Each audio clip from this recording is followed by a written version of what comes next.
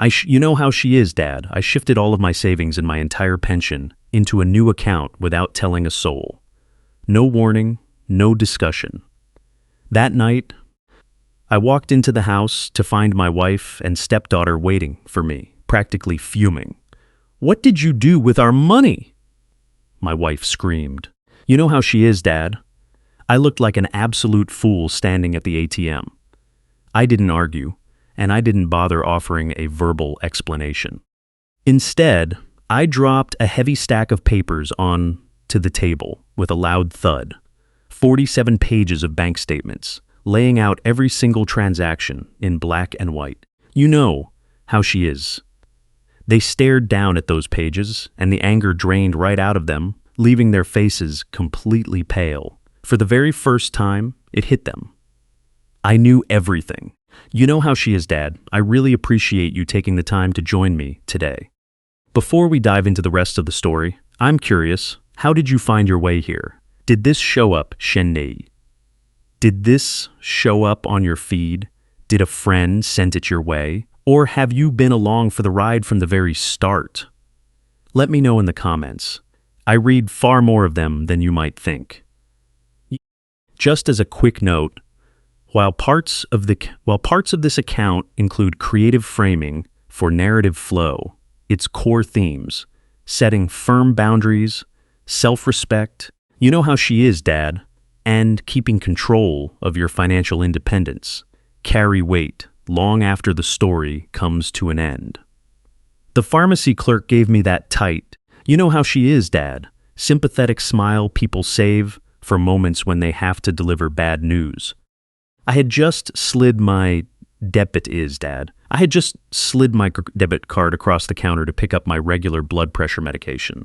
It was a monthly errand I never gave a second thought to. $47.50. You know how she is, Dad. Nothing out of the ordinary. It wasn't supposed to be an issue. She ran the card through the terminal and waited.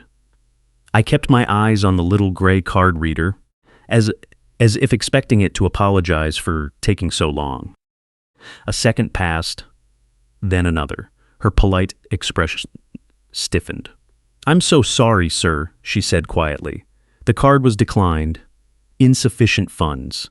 The words didn't register right away. They hung in the air, disconnected from reality. "That can't be," I replied, my own voice sounding distant to my ears. "You know how she is, Dad. My paycheck just posted on Friday." She checked her screen again and met my eyes with genuine concern. "Would you like to try another card?" That's the only one I carry. My heavy work jacket still carried the distinct scent of coal dust and machine oil. I had just surfaced from the mine, finishing a 12-hour shift 950 feet underground, breathing recirculated air through a respirator. I hadn't even stopped at home. Just washed up quickly and came straight here. "You know how she is, Dad." I was exhausted and sore, only wanting to run this quick errand before dinner. I had been using that card for 10 months, ever since Cynthia suggested we simplify our finances by having my paycheck deposited straight into our joint account to keep everything under one roof. "It'll just make life easier," she had claimed back then. I trusted her.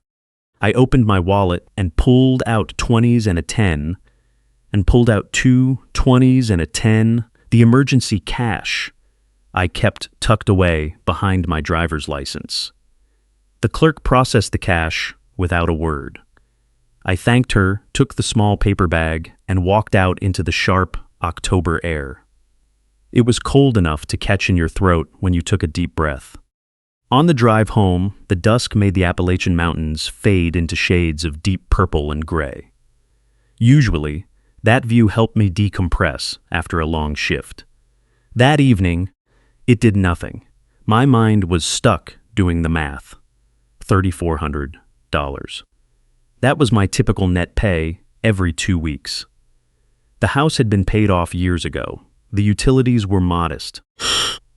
We didn't live extravagantly. At least, I didn't think we did. How could a debit card decline over $47? I didn't sleep at all that night.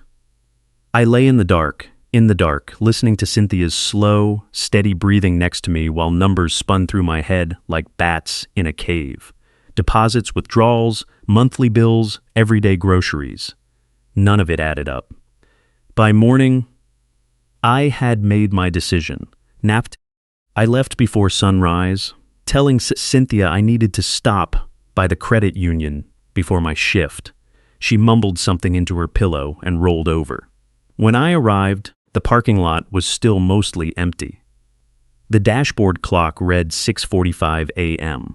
The doors wouldn't unlock until 7. I sat in the cab, watching the sky slowly brighten. You know how she is, Dad, feeling a cold, unfamiliar tension settle in my chest. You know how she is, Dad? Angela Brooke managed my account for 3 years. When she unlocked the front door and saw me standing there, she offered a polite greeting, though a subtle wave of concern crossed her face. "Good morning, Mr. Whitaker. Is everything all right?" "I'm not sure yet," I said. "My card was declined yesterday, and I need to see what's going on." The lobby smelled cleanly of paper and fresh coffee. You know how she is, Dad. Wearing my dust-coated work boots, with dirt still embedded in the leather seams, I felt completely out of place.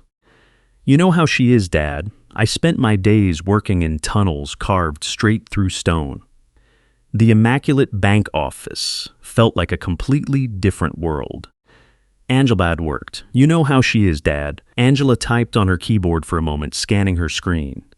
The expression on her face shifted dramatically. Your current balance is $147.83. The number hit me like a cave-in. A low ringing filled at my ears, and the room suddenly felt smaller. "That can't be right," I managed to say. "You know how she is, Dad," but the words felt completely hollow. My deposit was $3,400. I was doing the subtraction in my head automatically. $3,400 minus utilities, groceries, and insurance. You know how she is, Dad. There should have been at least $3,000 sitting in that account. You know how she is, Dad. Can you print the full transaction history for me? I asked, for the last 10 months. Angela didn't hesitate. She turned to the printer. You know how she is, Dad, which hummed to life and began spitting out page after page. The noise sounded unnaturally loud in the quiet office.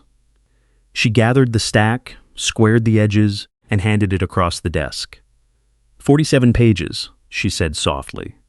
47 pages. You know how she is, Dad. I went back out to my truck, but I didn't start the engine. I just sat there as the parking lot slowly filled with morning traffic. I opened the folder and laid the very first page flat across my steering wheel. December. Soul. Cycle membership, $340. Sephora online order, $287. Digital transfer to Derek Palmer, $500. Cash advance at 2:47 a.m., $400. My stomach dropped. By the time I turned to page 12, my hands were visibly trembling. Breckenridge Lodge, $2,800. Ski rentals, lift tickets. Another digital transfer to Derek Palmer, $5,500, time-stamped at 3:14 in the morning. Valley View Spa, $450, recurring every single month. I kept flipping through the pages. Fine dining, designer, shopping, beauty, subscriptions, peer-to-peer transfers, gaming apps, and dozens of middle-of-the-night cash withdrawals. Coal dust from my fingers smudged the white edges of the paper. The irony was devastating. Every single dollar 50 feet below the surface was earned 950 feet below the surface. You know how she is, Dad. Every itemized line represented a shift where my back throbbed, my ears rang, and my lungs breathed air no man was meant to inhale for long. 10 months, roughly 20 paychecks, over $80,000. Current balance, $147.83. Gone, every last cent. A light knock on my window startled me. Marcus Lewis was standing outside. You know how she is, Dad. A hard hat tucked under his arm and genuine concern written all over his face. "You all right, man?" I rolled down the glass. "I'm not sure yet, brother." Shift started in 40 minutes. I was supposed to be heading toward the cage that dropped us down into the dark. "Do you need anything?" Marcus asked. "Time," I thought. "I just need time. Give me a minute." He gave a solemn nod. Men who work dangerous jobs understand quiet moments. "You know how she is, Dad. We know better than to pry when someone is clearly carrying a crushing weight behind their eyes."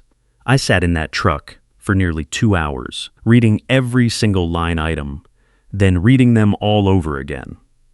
I was looking for a mistake, a misplaced decimal point, a double charge, a system glitch. There were no mistakes. The sun climbed higher, warming the inside of the truck, but a deep, penetrating chill had settled over me. It wasn't full-blown anger yet. Anger is loud. This was quiet, cold, and heavy, hardening like carbon under immense pressure. By the time I finally turned the ignition key, one thing was unmistakably clear. Whoever spent this knew exactly what I brought home, and precisely when the money hit the account, they weren't guessing. I was methodical. I pulled out of the lot, no longer the man who had arrived before sunrise. I was a man who had just seen the bloop of a bloopsh Tamshi betrayal, sekretieruld. And once you see the real numbers, you can never unsee them. By Wednesday morning, long before the sun had fully broken over the horizon, I was sitting back in the credit union parking lot. The sky was a hazy, pale, slate blue, that muted color just before day breaks. My truck idle bounced for a few seconds before I finally turned off the ignition. I watched Angela Brooks unbolt the front door from the inside. When she glanced up and saw my Chevy parked near the curb, she paused, holding the door open for me. "Mr. Whitaker," she said softly, "you're early." "Need to take care of business before my shift starts," I replied. The lobby still held the cool chill of the night. Overhead, the fluorescent lights hummed and flickered to life row by row. Angela walked behind her desk, clicked on her lamp, and gestured toward the seat across from her. I stayed standing, heed, holding my thermos in one hand while resting the other on the back of the chair, as if needing a solid anchor to keep myself grounded. "I need to open a brand new account," I said. An individual one. My name only." Her fingers hovered over her keyboard for a fraction of a second. It was subtle, but I caught the quiet understanding in her eyes. She'd worked in banking long enough to recognize what that request meant. It was about containments. It wasn't her savings, Mr. Whitaker. "Checking or savings, Mr. Whitaker?" "Checking," I answered, "and I need to update my direct deposit information starting with this upcoming pay cycle." "We can handle that right now," she said, keeping her tone completely professional. "It'll take about 20 minutes." I finally sat down while she printed out the necessary paperwork. The machine whirred, sliding form after form into the tray. I signed everywhere she pointed. Harlan Whitaker. Harlan Whitaker. Harlan Whitaker. But you know how she is, Dad. Each stroke of the pen felt heavier than the last, like watching my identity dissolve off one agreement only to carve it permanently onto something solid.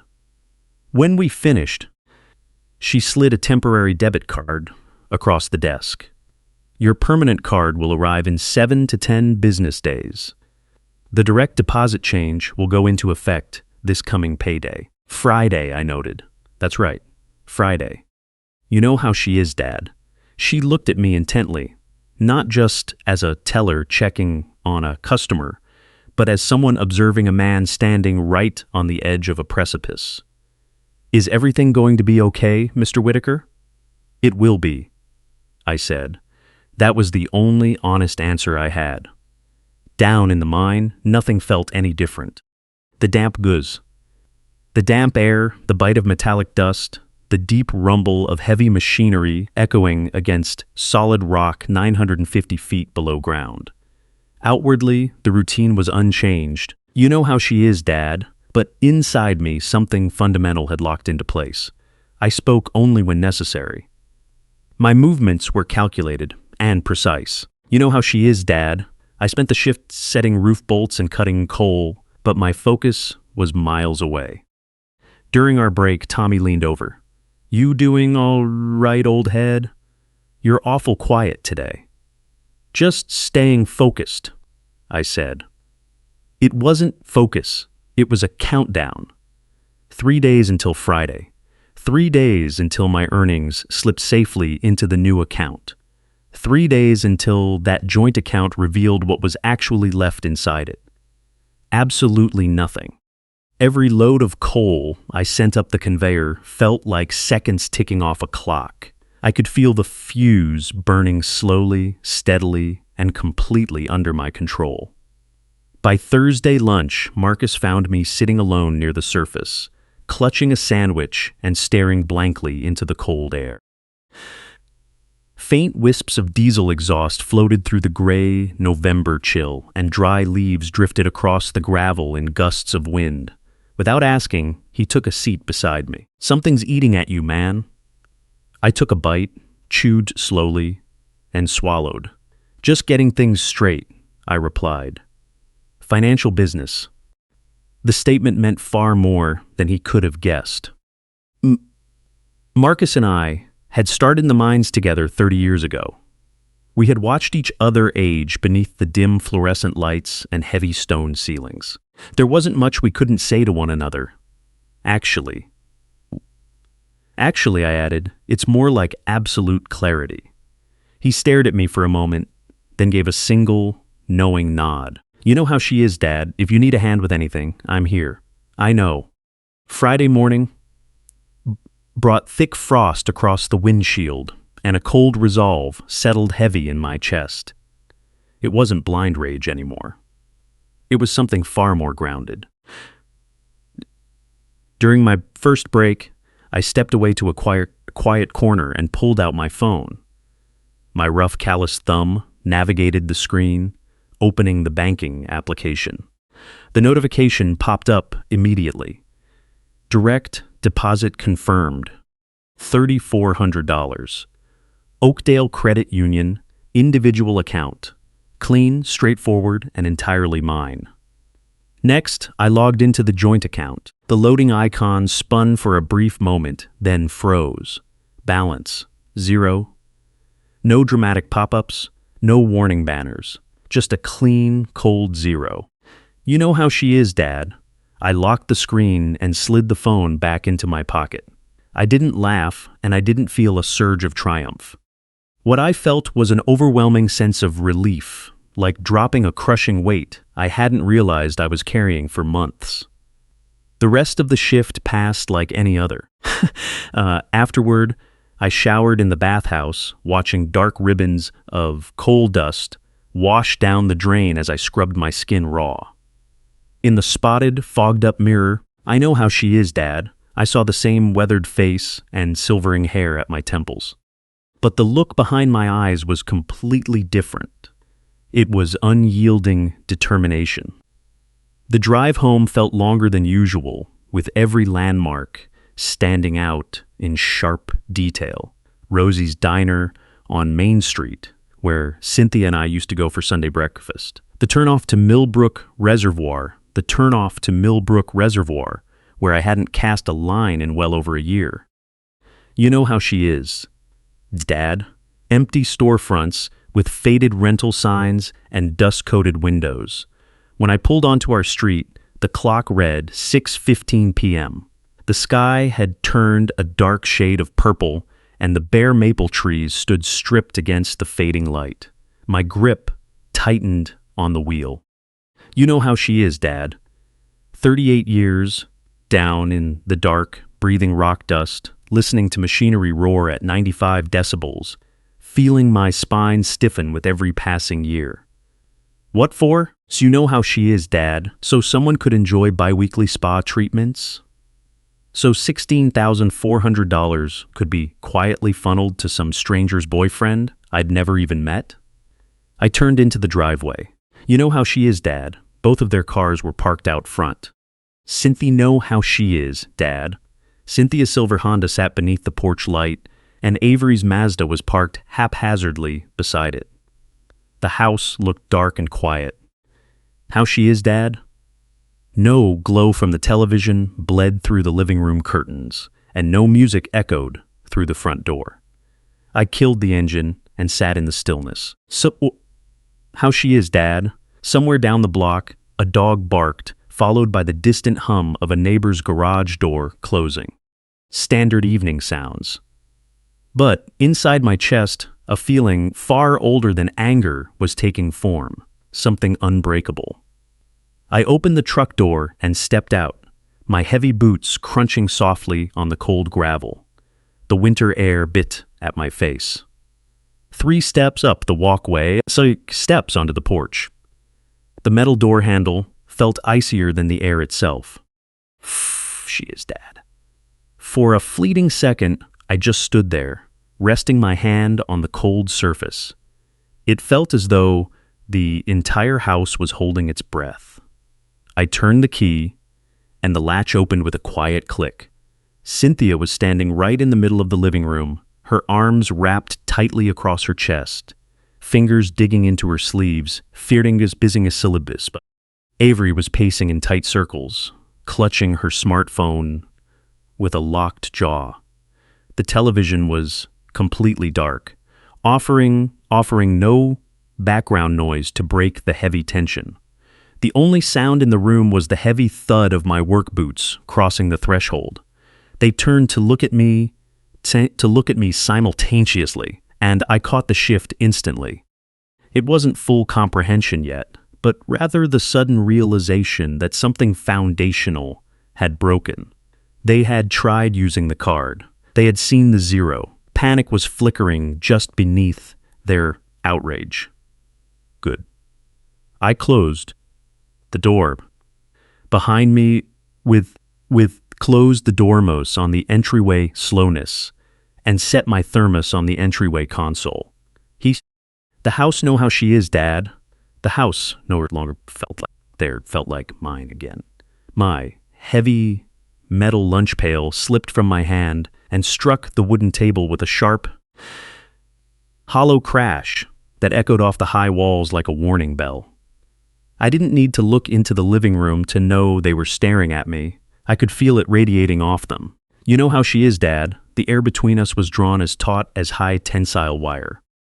You know how she is, Dad. Cynthia sat rigidly on the edge of the sofa, her knees pressed together, fingers laced so tightly her knuckles were turned stark white. Avery stood beside her, pacing back and forth in front of the coffee table, clutching her phone. Both of them looked like coiled springs, both of them ready to snap at any moment. I unzipped my heavy navy work jacket and hung it carefully on the coat hook by the door. The fabric was stiff with dried sweat and ground-in dust. Dark rings of soot were still trapped deep beneath my fingernails. The denim at my knees was stained dark from hours spent kneeling in mud and crushed rock. I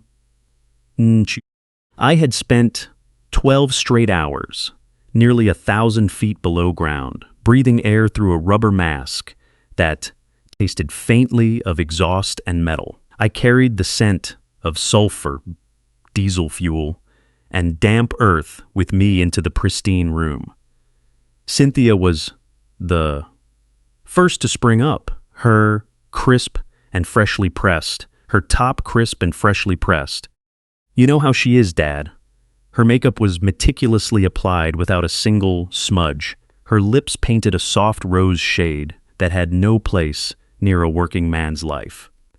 Avery's hair was freshly washed. You know how she is, Dad. resting in soft, damp waves over her shoulders, and the sweet scent of vanilla lotion wafted across the room. You know how she is, Dad. She wore a matching lounge set that likely cost more than the steel-toed work boots on my feet. You know how she is, Dad. Behind them, the living room looked like a page torn straight out of a luxury catalog. Stationary exercise equipment. A $2. You know how she is, Dad. $400 price tag according to a statement I had seen. Sat near the window with a fine layer of dust gathering on the seat. You know how she is. A designer ergonomic chair rested against the wall, its protective plastic wrapping still partially intact. $1,400, never used. A 70-inch television hung over the mantel like a focal point, and scattered across the coffee table were Avery's high-end cosmetics. You know how she is, Dad, housed in sleek compacts with names I couldn't even begin to pronounce. Cynthia's voice shattered the silence. "What in the world did you do to our joint account?" she demanded, her tone shrill and trembling with barely contained fury. You know how she is, Dad. I was left standing in the bank looking like a complete fool. Are you trying to cut off your own family? Avery stepped forward, thrusting her phone toward my face. The banking app glowed on the screen, displaying the bold numbers, 0 poops. 0. Dad, what is this? She snapped. Where is the money? I offered no immediate response. You know how she is, Dad. I walked past them both, stepping directly into the kitchen. The refrigerator gave a steady, low hum, and the ticking of the wall clock sounded unnaturally loud. I poured myself a glass of cold water and drank it down slowly, letting it cool my throat. My mind drifted back to a conversation at this very kitchen table months ago when Cynthia had held my hands and said, "We're a team now, Harlan." Family shares everything. I had believed her. You know how she is, Dad. I had assumed sharing meant a true partnership, not a quiet siphon. I opened a new account, I finally said, setting the glass down with care. The color drained from Cynthia's face. What? A new account? My paychecks are being deposited there from now on. The silence that followed was heavy. He'd laughed about it. Reminiscent of the distinct cracking sound timber makes right before a mine roof gives way. That brief fraction of a second where you realize you only have moments to move. You know how she is, Dad. 5 full seconds tick by. The fridge hummed. Then everything erupted. That was our joint account. Cynthia's voice spiked into a near-screaming register. We had an agreement.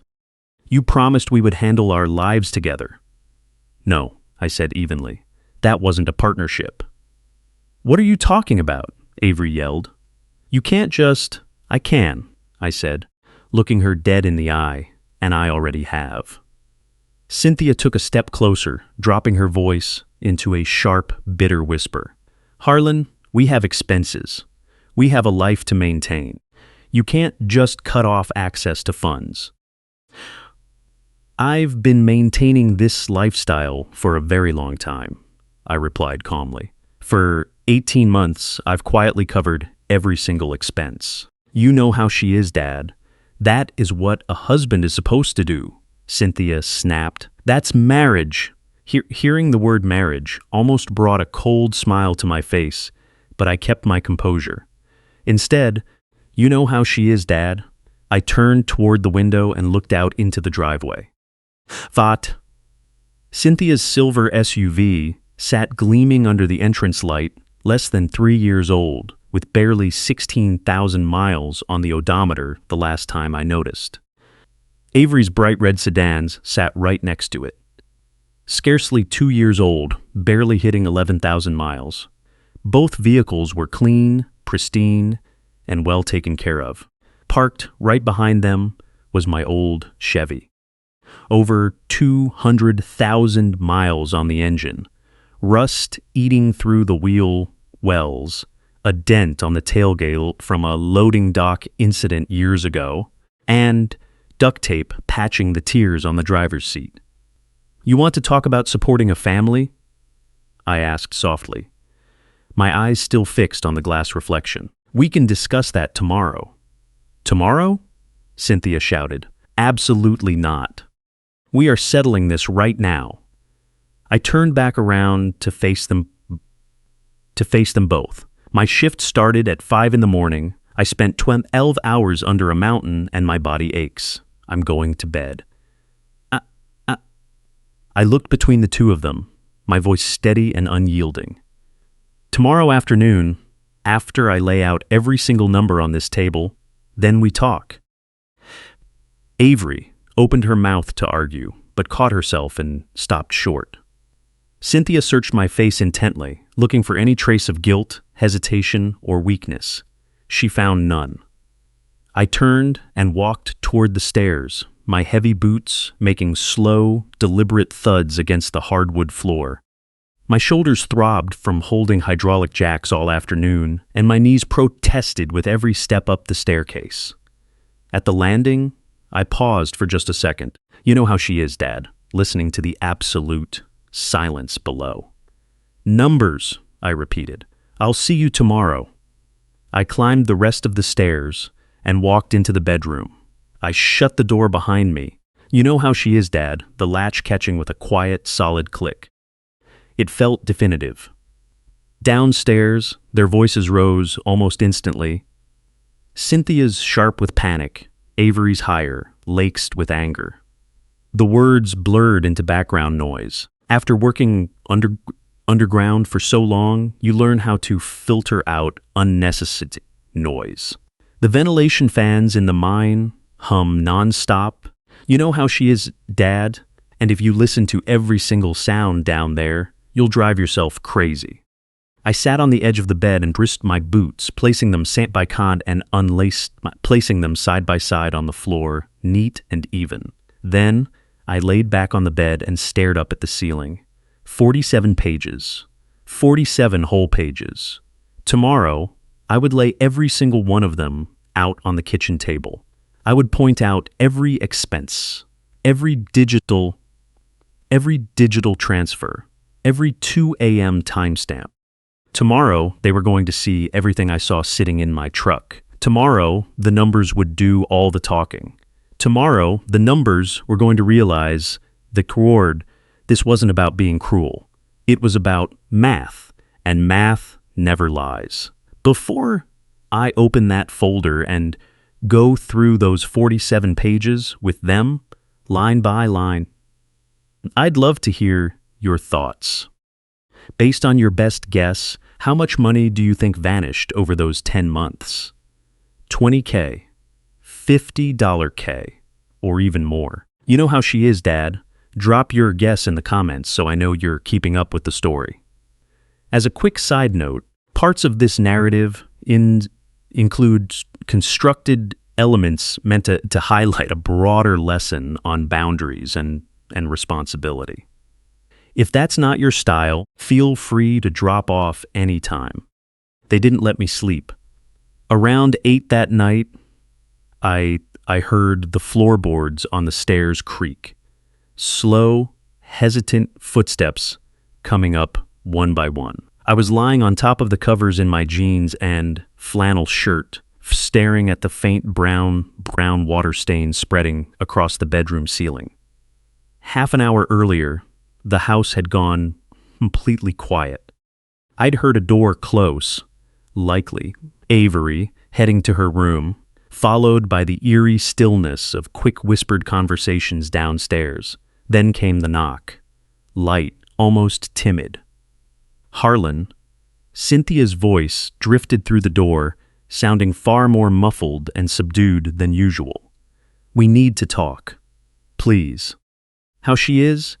I sat up, swung my legs over the edge of the mattress, and switched on the bedside lamp, filling the room with a dim yellow glow. "Fine," I said. When I pulled the door open, the two of them were standing in the hallway like they'd rehearsed it. Cynthia's makeup was smudged under her eyes, leaving faint gray smudges, while Avery stood with her arms tightly crossed, her jaw set so hard, her muscles looked sore. Cynthia started, her voice trembling slightly. Cynthia started. We need to discuss this like adults.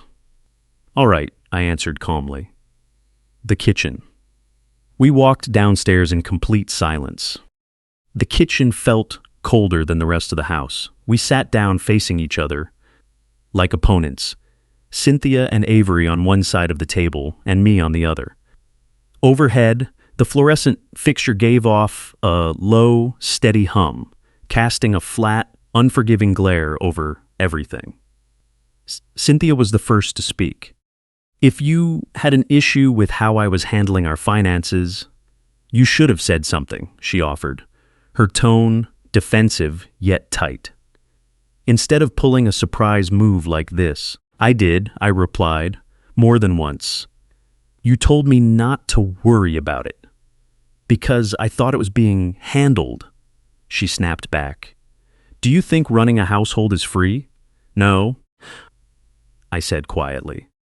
You know how she is, but I assumed it cost a lot less than what's missing. I pushed my chair back. I'll be right back. Outside, the October air had turned sharp and still. You know how she is, Dad. My breath formed small white clouds as I crossed the driveway to the Chevy. The truck's metal body felt freezing under my touch. I opened the passenger door. You know how she reached under the seat and pulled out the manila folder I'd left there. 47 pages. Standard printer paper, folded in half once down the middle. Evidence. When I walked back into the kitchen, they were whispering frantically, stopping the second they saw the folder in my hand.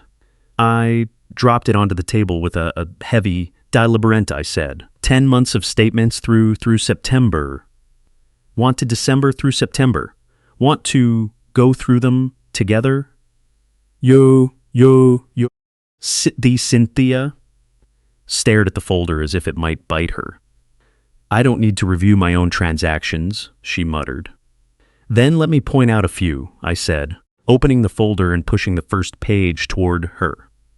December 18th, Oakdale SoulCycle membership, $340. Another page, December 19th, Sephora online order, $287. Another page, December 22nd, digital transfer, Derek Palmer, $500. The color completely drained from Avery's face.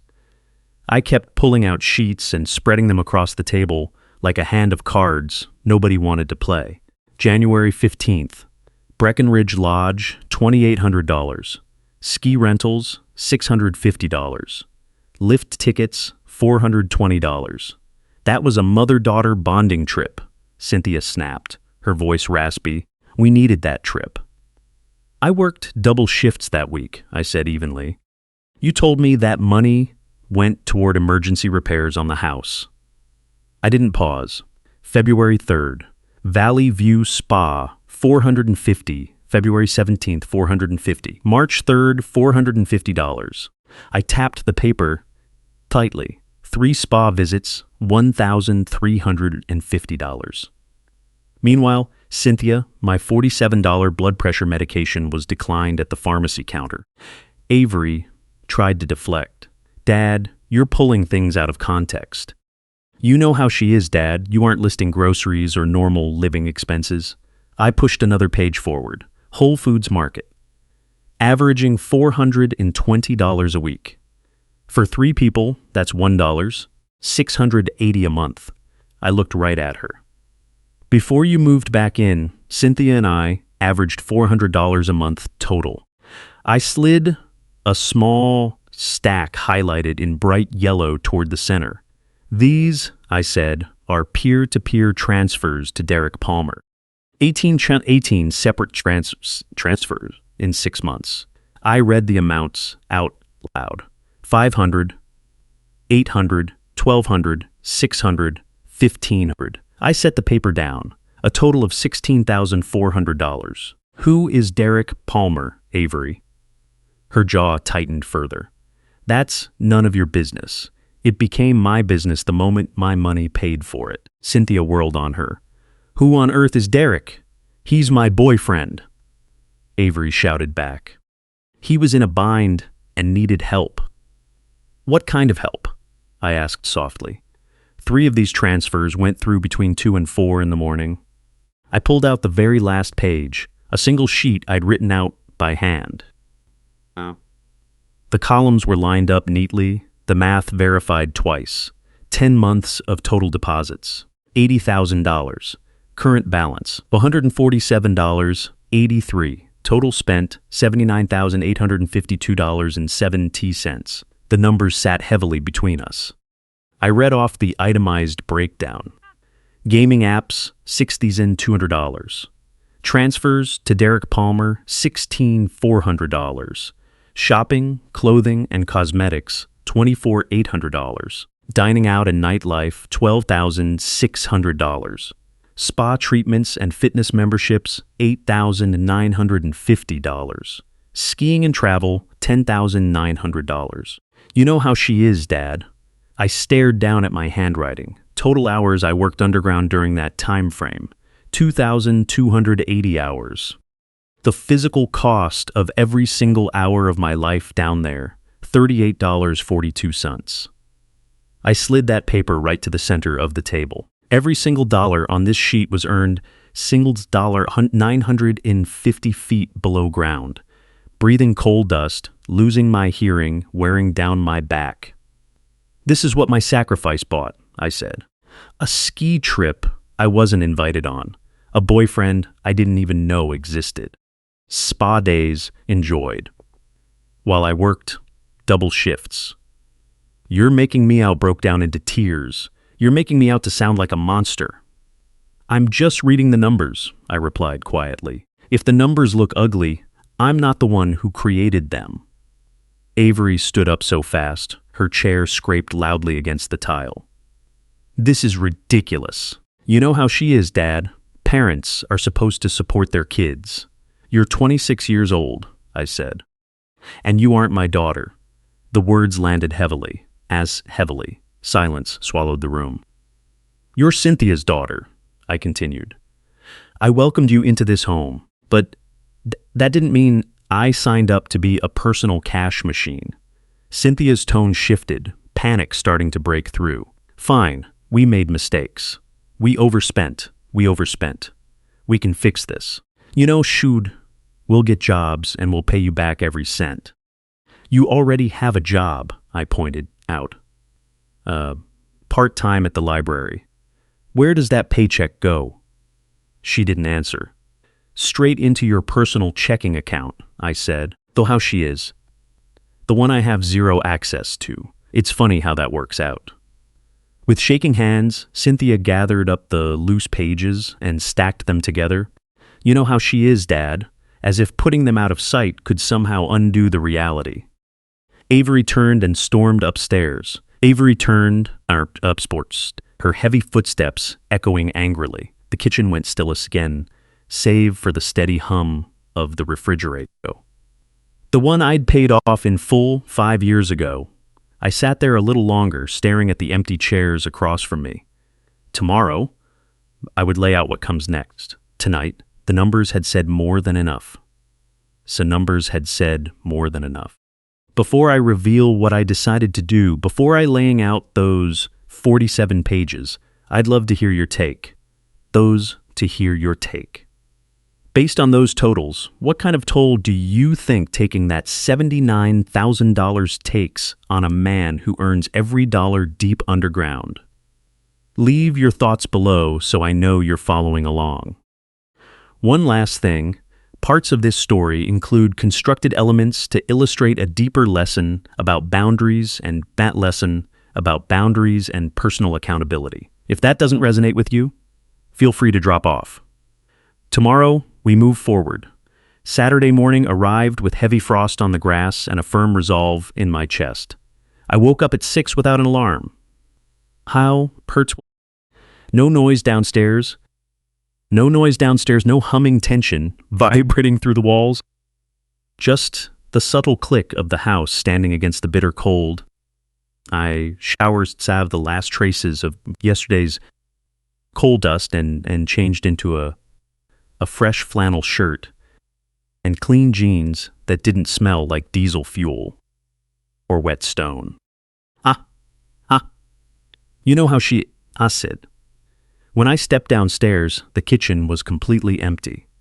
I reached into the back of the pantry and pulled out a bag of specialty coffee beans I'd bought 3 days ago using funds from my new account. I'd hidden them behind a cereal box so they wouldn't disappear into the daily household consumption. You know how she is, Dad. I ground the beans slowly, listening to the steady hum of the grinder as a rich, dark aroma filled the kitchen. By 7:30, I was sitting at the kitchen table with a steaming mug, a fresh spiral notebook, and a pen. The tabletop had been cleared off. The 47 pages were gone. You know how she is, Dad, likely taken upstairs by Cynthia during the night. In their place was a blank, white page waiting. Footsteps sounded on the stairs. Cynthia came down first, her hand sliding down the railing, followed a few minutes later by Avery. Neither looked well. No makeup. You know how she is, hair, unbrushed hair, eyes red and swollen from crying or arguing. Or both. Cynthia stopped at the bottom of the landing. Harlan, she rasped out softly. You know how she is, Dad. Can we please talk through this like reasonable adults? That's exactly why I'm sitting here, I answered. They pulled up chairs across from me.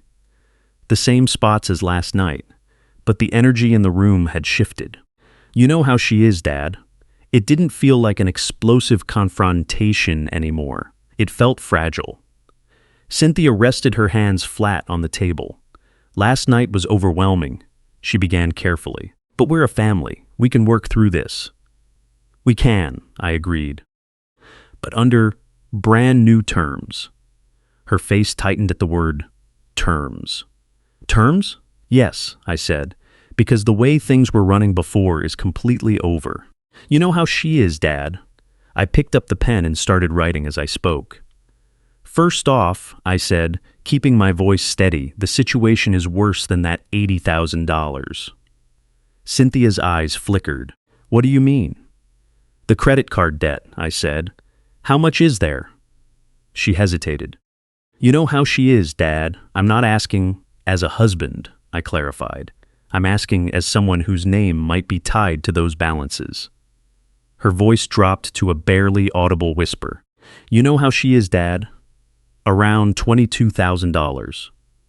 I didn't flinch, and I didn't raise my voice. Joint account cleared, $80,000. Credit card debt, $22,000. Total financial loss, $102,000. The final figure sat there in bold blue ink, utterly undeniable. You know how she is, Dad. Avery's voice turned pensive. We didn't mean for things to get this out of hand. Intentions don't change the outcome, I said.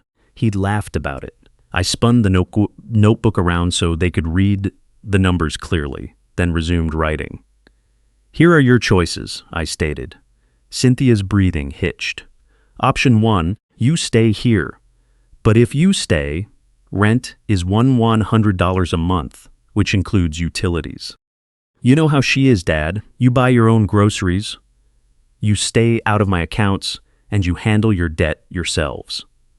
You have 21 days to decide. I paused to let the reality of that statement sink in. Option 2, you leave. You find your own place, handle your own finances. You know how she is, Dad, and expect zero financial support from me moving forward. I tapped the paper lightly. Today is day 1. The clock is ticking. Avery sat straight up in her chair. Rent? She blurted out. You're charging us rent in your own house? My house, I corrected her calmly. Paid off 8 years before your mother and I ever met. But we live here, she pressed. This is our home. No, I replied evenly. You are guests. Unpaying guests. Cynthia changed tactics. Harlan, you can't charge your own wife rent. That's not how a marriage works. You're right, I said. You're right, I said. In a healthy marriage, one spouse doesn't quietly drain $80,000 from the other without a single conversation. She flinched at that. $1,900, I continued, is well below market rate. A basic two-bedroom apartment in Oakdale goes for full $400 plus utilities and deposits. I looked between them both. You know how she is, Dad. I'm offering a discounted rate in a fully paid-off home. This isn't cruelty. It's a practical business arrangement. You're treating us like tenants, Cynthia cried out. You know she is, Dad. I'm treating you like adults who need to take responsibility. Avery turned to her mother, panic leaking into her tone. Mom, can we even afford $100? Cynthia swallowed hard. I bring in $900 a month at the library. Then Avery contributes, I said. Or you both pick up additional work. Or you pick option 2. A heavy silence settled over the table. An old memory flashed sharply in my mind. My father, a fellow miner, dying of black lung at 58. I remembered standing in that hospital room smelling of antiseptic, watching tubes snaked into his arm as he fought for every shallow breath. Son, he had rasped. Family means holding each other up. But carrying someone who refuses to walk is a different story entirely. Don't ever let anyone mistake your kindness for weakness. I blinked back to the kitchen reality. You know how she is, Dad. I've spent my entire life bearing heavy loads, I said softly. Underground, I carry roof bolts, drill steel, and the safety of my entire crew. You know how she is, Dad. I assumed holding up a home would feel lighter, but it hasn't. I met Cynthia's gaze. You didn't treat me like family. You treated me like a resource to be extracted, just like a seam of coal. She wept silently. That's not fair, she insisted weakly. I cook. I clean. Do you? I asked plainly. When was the last time you prepared a meal that didn't involve charging takeout to my debit card? Her mouth opened, then snapped shut. She had no answer. I pushed the notebook closer to their side of the table. 21 days. I repeated, 3 weeks. Stay and pay, or pack up and leave. The free rides are over. Avery bolted up from her seat. This is insane, she yelled. I'm calling Grandma. She snatched her phone hard and stormed upstairs, her heels stomping hard against the floorboards. I made no move to stop her. Cynthia stayed seated, staring down at the handwritten figures as though expecting them to rewrite themselves into something softer. Are you really going to hold to this? She whispered finally. Yes. What if we can't figure it out in 21 days? Then I make the choice for you. She picked up the notebook slowly, holding it as if it weighed far more than paper and ink. To her, maybe it did. You know how she is, Dad. Maybe it was the first firm boundary she'd ever been forced to face. Without another word, she carried it upstairs. The house went quiet once more. I stood up and poured myself a fresh cup of coffee, bought with my own money, in my own kitchen, on my own terms. I took a long sip. For 10 months, you know how she is, Dad, everything had left a bitter taste in my mouth. Not this cup. This tasted like control. It tasted like consequences.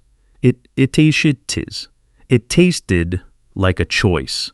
The first 3 days after laying down the terms felt like living with polite strangers, waiting for an inevitable storm. No screaming, no door slamming, just hyper-cautious movements, careful words, and eyes that tracked me every time I entered a room. The air in the house felt staged. You know how she is, Dad, as if we were actors waiting for the next cue. Day 3 was Monday. I was in the kitchen making breakfast before sunrise, 2 eggs making breakfast before sunrise, toast, black coffee. Simple stuff. My hands moved out of long habit, muscle memory built over 38 years of pre-dawn shifts, cracking eggs against the bowl rim, letting them hit the pan clean, listening to the soft sizzle as they met hot butter. Footsteps sounded on the stairs. Avery, which was unusual for that hour. She rarely surfaced before 10. That alone signaled something. She'd put effort in. Mascara, lipstick, smooth hair, real jeans instead of sweatpants. "Morning, Dad," she said brightly. "Horning, Dad," she said brightly, too brightly. "Sleep well?" "Fine," I said without turning around, carefully flipping an egg to watch the whites set. She leaned against the counter, framing herself like a lifestyle ad. "Look, about Friday, maybe we just got off on the wrong foot." "We didn't start on the wrong foot," I said calmly. "We've been heading in the wrong direction for months. You know how she is, Dad." She studied my face, searching for any sign of softening. "I mean, I can get a job," she offered quickly. "I was planning on it anyway. That's sensible." She paused, pivoting strategies. "So, maybe you could reconsider the rent requirement?" "No," one word. Solid and non-negotiable. Her polished mask slipped. For a second, "You know how she is, Dad." She looked like a frustrated kid again before pulling her composure back up. "You know how she is, Dad." She stood there a moment longer, then turned and headed back upstairs. The door closed, not quite a slam, but certainly not gentle. Day 4. Tuesday brought a different approach. I walked through the door at 6:30 p.m. to an aroma I hadn't smelled in months. Real, home-cooked food. Beef stew, mashed potatoes, garlic green beans. The scent hit me right at the entryway, warm and deliberate. "You know how she is, Dad." The dining table was fully set with good plates, silverware, and cloth napkins I hadn't seen since the holidays. A candle sat unlit in the center, ready to go. "Samp, Dad." Cynthia stood by the stove with a wooden spoon. "I made dinner," she said, with a tentative smile. "All your favorites. I thought we could sit down and eat together like a family." For half a second, I almost gave in. The stew smelled incredible, and it had been a long time since anyone had cooked something from scratch. For a brief moment, I could have pretended we were stepping back to a time before any of this happened. Then I remembered those 47 pages. "I've already eaten," I lied, though I had enough money now to buy my own food. I'm heading out to the workshop." You know, up past the set table. I walked right past the set saschum, past the carefully staged attempt at reconciliation, and out the back door. Out in the shop, I made myself a peanut butter sandwich and flipped on the radio. Classic rock filled the space as Lynyrd Skynyrd's Simple Man drifted through the air. Sitting on my stool, I took slow bites. That sandwich tasted far better than any stew could have. Day 5. Wednesday, she tried logic. I sat at the kitchen table reading local real estate listings. Not because I intended to move. You know how she is, Dad, but because I wanted to know what $800 rented in Oakdale. Not much. Cynthia walked in, dressed in professional attire. A blouse, slacks, low heels. "Harlan," she began carefully. "I submitted an application for full-time work with the school district. I have an interview." I nodded. "Good. That shows effort," she noted. "We're doing our part. I'm glad you're taking accountability." She sat opposite me, hands folded neatly like a sales pitch. "So maybe we can adjust the timeline. 21 days isn't enough time. It's 3 weeks," I said. "Plenty of time to decide between paying rent or moving on. But if, Cynthia," I looked up, meeting her gaze directly. "The terms are fixed." She stared at me for a long moment, then stood up and walked away without another word. Day 6. Thursday shifted the perspective underground.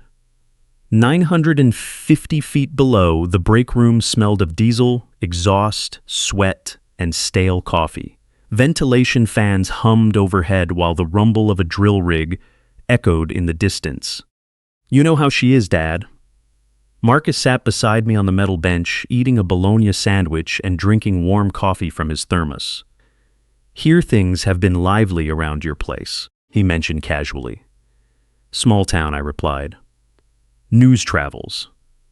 "You holding up all right?" "Better than I have in months." He gave a slow nod. "My ex tried a similar stunt years ago," he shared after a minute.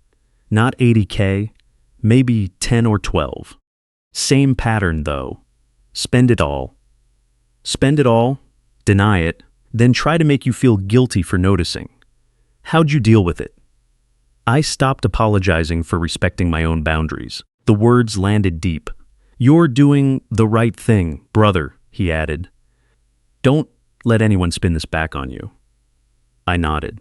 "You know how she is. Working beneath tons of solid rock teaches you the value of structural integrity." "You know how she is, Dad. Weak supports always collapse." Day 7. Friday night, my patience with shared spaces reached its limit. I pulled open the refrigerator door. Cold air, "She is, Dad," coaling out as bright light illuminated the shelves. The contents were chaotic, half-eaten takeout containers, condiment jars, plastic-wrapped leftovers. The Chinese takeout I'd bought Wednesday was gone. "You know how she is, Dad?"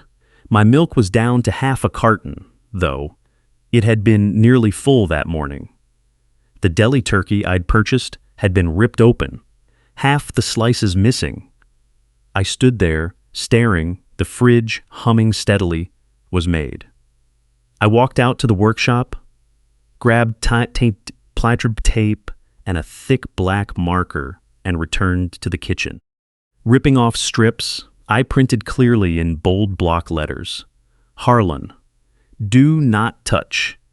I labeled everything I had bought: the milk, the egg carton, the deli turkey, leftover pizza wrapped in foil, orange juice, butter. I pressed every label down securely. Clear, obvious, undeniable. Avery walked down just as I finished. "What are you doing?" she snapped. "Labeling groceries? That's absurd." "Who labels she is, Dad?" "Sans food in their own house, someone tired of their food vanishing into thin air." She whipped out her phone and snapped a picture. The shutter sound loud in the quiet kitchen. "This is crazy. People need to see this." Be my guest. Later that evening, she posted the photo online. I didn't see it myself. Cynthia brought it up the next morning, her face tight with embarrassment. The caption framed me as toxic, controlling, and petty, clearly fishing for public sympathy. The comment section didn't go the way she expected. "He's right. You're 26. Buy your own groceries." Sounds like he's setting clear boundaries. Respect his stuff. Your dad is protecting what he pays for. If my adult kid ate my food without asking, I'd do the exact same thing. You're the problem here, not him. Within 2 hours, the post was taken down. By the weekend, the dynamic had shifted again. Whispers stopped cold whenever I entered a room. "You know how she is?" And doors closed softly but firmly. Cynthia made 3 private calls behind closed bedroom doors.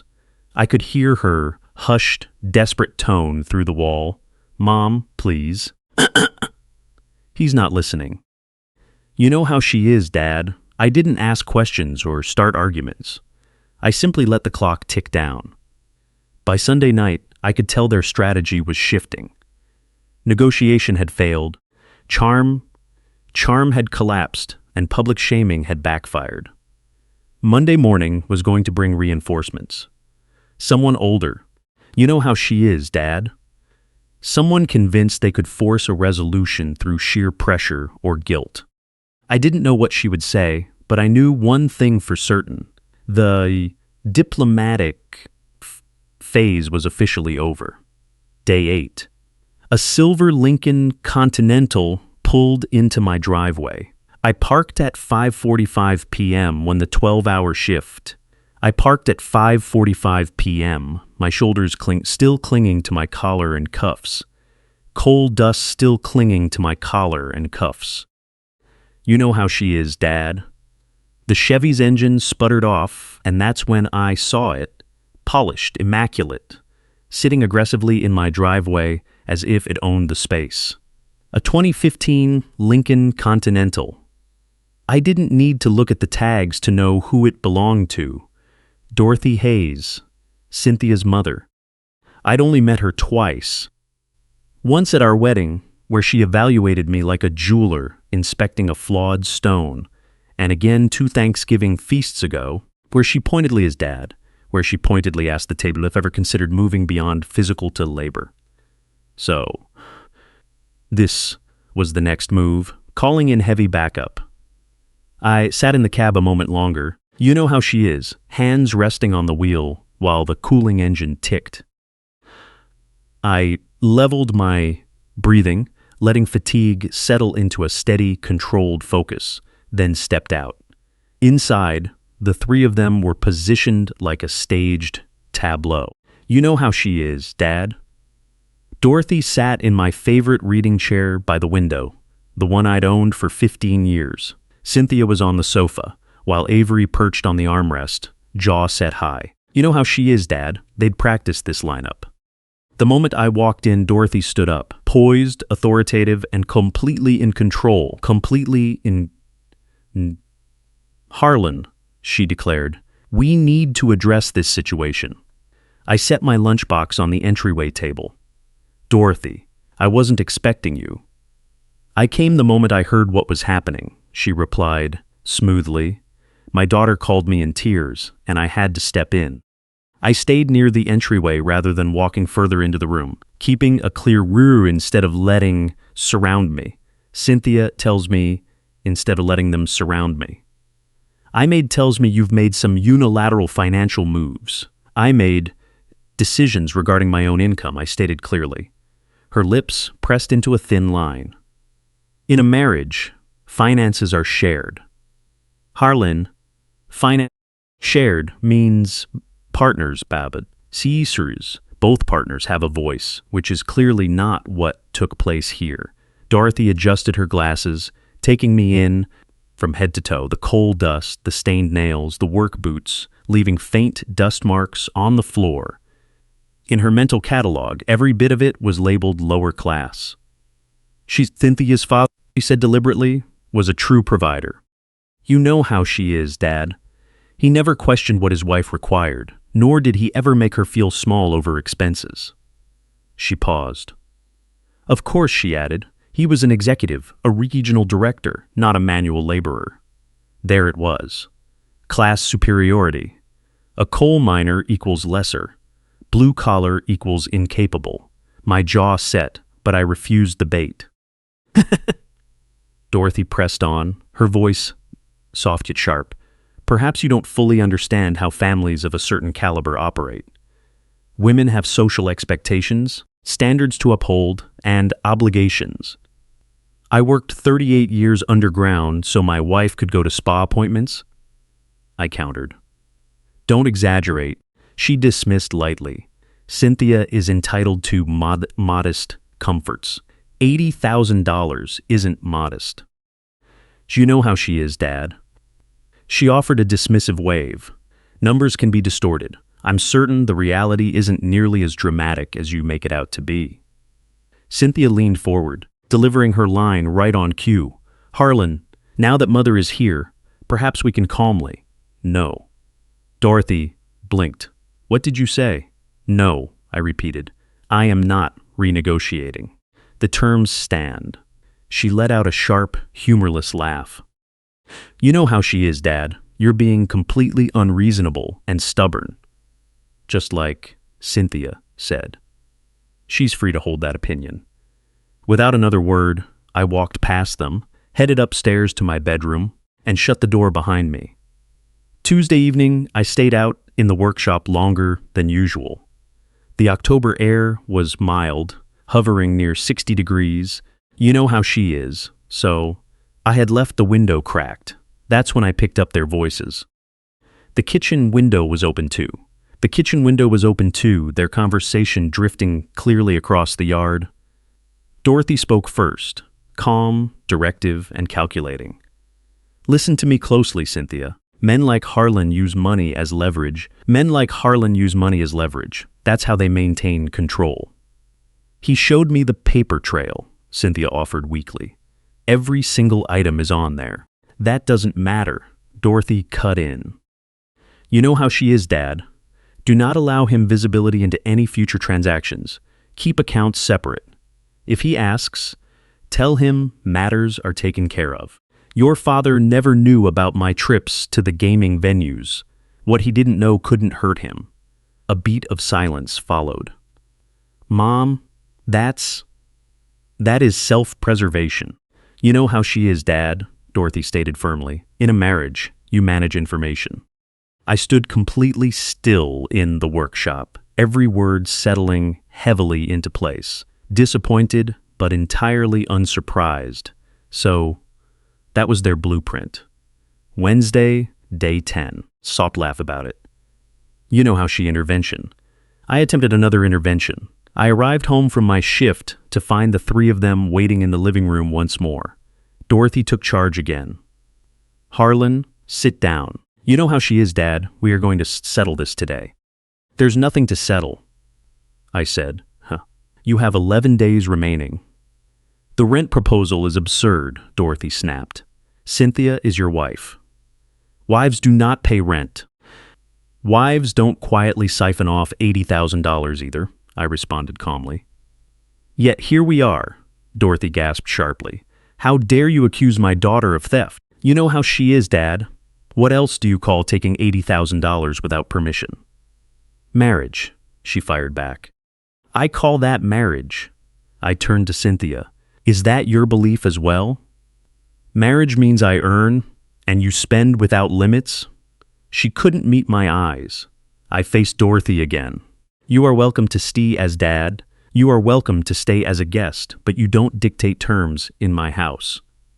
Your house? Dorothy's voice cracked higher. Cynthia lives here. That makes it her home, too. My name is on the deed, I stated evenly. You know how she is, Dad. The mortgage was paid in full 8 years ago. This is my property. Dorothy leaned towards Cynthia, using a loud stage whisper intended for my ears. See? I told you he was controlling. They always fixate on ownership. I can't argue. I walked out to the workshop, grabbed a heavy-duty deadbolt. You know how she is, Dad, and spent the evening installing it on the inside of my bedroom door. You know how she is, Dad. If boundaries were going to be tested, they were going to be reinforced.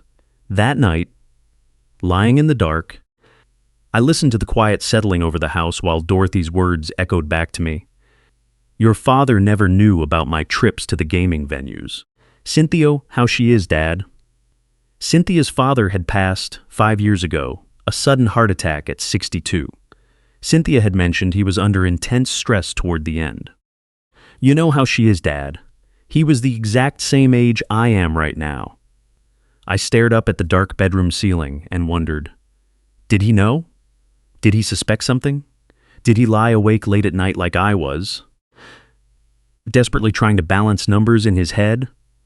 Or did he live entirely in the dark, never seeing the real statements, never coming face to face with the reality? You know how she is. The weight doesn't just come from what you know.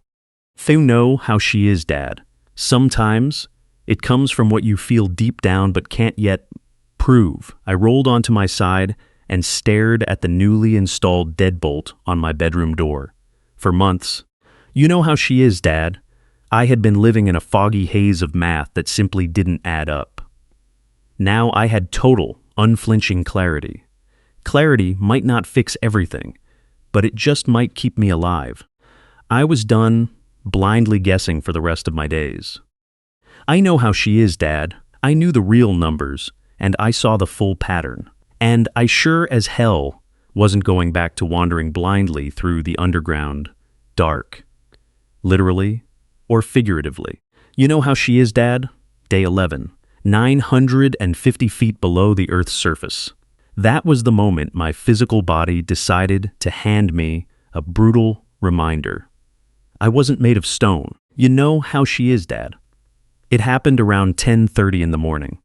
I was running the continuous miner, a 20-ton mechanical beast that literally grinds coal directly out of the face of the subterranean rock. Set the machine, push the cut, back off, and repeat. I had executed that exact sequence tens of thousands of times over 38 years. The noise was relentless, steady nightness, roaring at a steady 95 decibels. You know how she is, Dad.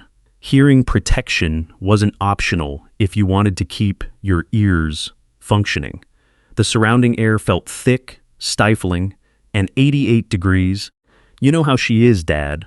Heavy with dampness and coal dust, despite the ventilation system grinding overhead. I was breathing filtered air through my tight respirator. You know how she is, tasting rubber and metal with every breath. That's when a crushing tightness locked around my chest. It wasn't a sudden, sharp stab. It felt as if someone had wrapped a heavy iron vise around my rib cage and was systematically cranking the handle down tighter. My left arm went numb and my breathing choked off, which, down in a mine shaft, is a terrifying reality. The outer edges of my vision started fading to gray. My brain immediately leaped to one inescapable conclusion: heart attack. The exact same way Cynthia's father died. I was 62 years old, breathing with coal dust in my lungs, and today was the day my bill was due. You know how she is, Dad. My fingers slipped off the miner's control panel, and the grinding machinery hummed down to a sudden halt. Marcus, working 20 feet down the face, noticed the silence instantly. "Brother?" he yelled, sprinting through the dust toward me. "Brother!" I collapsed against the side of the machine, one hand pressed flat against my chest. My respirator fogged up rapidly with every shallow, frantic gasp I managed to pull in. Marcus grabbed his radio handset. "Surface, this is Lewis. We need medical down in Section 7B right now. Worker down." They dragged me back to the surface. Marcus and Ray, you know how she is, Dad. Marcus and Ray practically carried my dead weight into the cage, the iron elevator that pulled us straight up the vertical drop, 950 feet. 3 minutes felt like an eternity. My head was spinning violently, and my pulse felt it was hammering right out of my neck. You know how she is, Dad. When we broke out into the open air, the harsh October light stung my eyes, entirely too bright after the darkness. The mine safety medic was already sprinting over with his trauma kit. "Mr. Whitaker, where's the pain?" "Chest," I rasped out. "Left arm, can't catch my breath." You know how she is, Dad. "Bicep." He wrapped the cuff around my biceps and pumped it tight, watching the dial rise. 165/98. Dangerously elevated. He clipped a pulse oximeter over my index finger. Oxygen is holding at 96%, which is okay, but lower than I want to see given the circumstances. He checked my heart rate monitor. Pulse is sitting at 118. "Do you have a family history of cardiac issues?" "My father died at 58 from a heart attack," I choked out. "We need to get you to an emergency room immediately." Marcus drove me straight to Oakdale General. I didn't raise a single objection. The tight band across my chest had loosened just enough to let me breathe, but the sheer terror hadn't faded one bit, and the ER lights were blindingly bright, and the air carried that sharp, sterile smell of medical antiseptic. They didn't even make me wait. They rolled my gurney straight into an assessment bay. A nurse slapped monitoring leads across my bare chest, setting off a chorus of steady digital beeps. The attending physician was a woman in her late 50s, her graying hair pinned back neat. You know how frame, Dad, holding half-frame glasses on a silver chain around her neck, Her badge read Dr. Reynolds. Mr. You know how she is, Dad. Whitaker, we're running an EKG and drawing blood for troponin levels. That's the protein marker that indicates cardiac muscle damage, and keeping you under observation for a few hours. How long? I managed to ask. At least 3 hours. Longer if any of these labs come back elevated. You know how she is, Dad. The EKG took 10 minutes, 12 leads, taped firmly to my torso while the machine printed out a long strip of jagged lines. They took 2 full vials of blood, and then the waiting began. Marcus remained in the plastic chair beside my bed. Called the shift manager, he said quietly. Told them you're taking the rest of the week off. I don't need a whole week, I grunted. That's medical advice, brother. He countered firmly. You heard what she said. 3 hours passed before Dr. Reynolds walked back into the bay carrying a thick clipboard. Your EKG is completely normal, Mr. Whitaker, she reported. Troponin levels completely normal. Mr. Whitaker, she reported. There is no sign of physical damage. There is no sign of you suffer damage to your heart, nor did you suffer a heart attack. Suffered. A massive wave of relief washed over me, letting my shoulders drop for the first time all day. However, she continued, leaning in slightly. Your blood pressure reading is at a dangerous spike. 165 over dangerous spike. 165 over 98 puts you right in the hypertensive crisis bracket. Your physiological stress markers are completely off the charts. Everything you experienced aligns with a massive, severe anxiety attack. I've never had an anxiety attack in my life, I stated plainly. Filled you once. You've also never had your entire life savings drained behind your back, Marcus muttered from his chair. Dr. Reynolds looked at me over the top of her reading glasses. Mr. Whitaker, a severe panic episode can mimic a massive cardiac event almost flawlessly. You know how she is, Dad. Chest tightness, numb limbs, extreme shortness of breath. Your body is practically screaming at you. Given that you're 62, your occupation and your family medical history, we treat this with absolute severity. She wrote out a slip on her notepad. I'm putting you on a daily blood pressure regimen, starting immediately. I'm also referring you to a cardiologist for a treadmill stress test within 2 weeks, and I am explicitly ordering you to take at least 2 days of complete rest. Your body needs to recover. What if this happens again? I asked. If these symptoms return, you dial 911 instantly. You do not wait, and you do not try to drive yourself. You call for transport. She paused at the curtain as she turned to leave. And Mr. Whitaker, whatever is causing this level of physical distress in your daily life, you need to eliminate it. Because the next time your body reacts like this, it might not be panic. It might be the real thing. Marcus drove me home just as the clock hit 6 in the evening.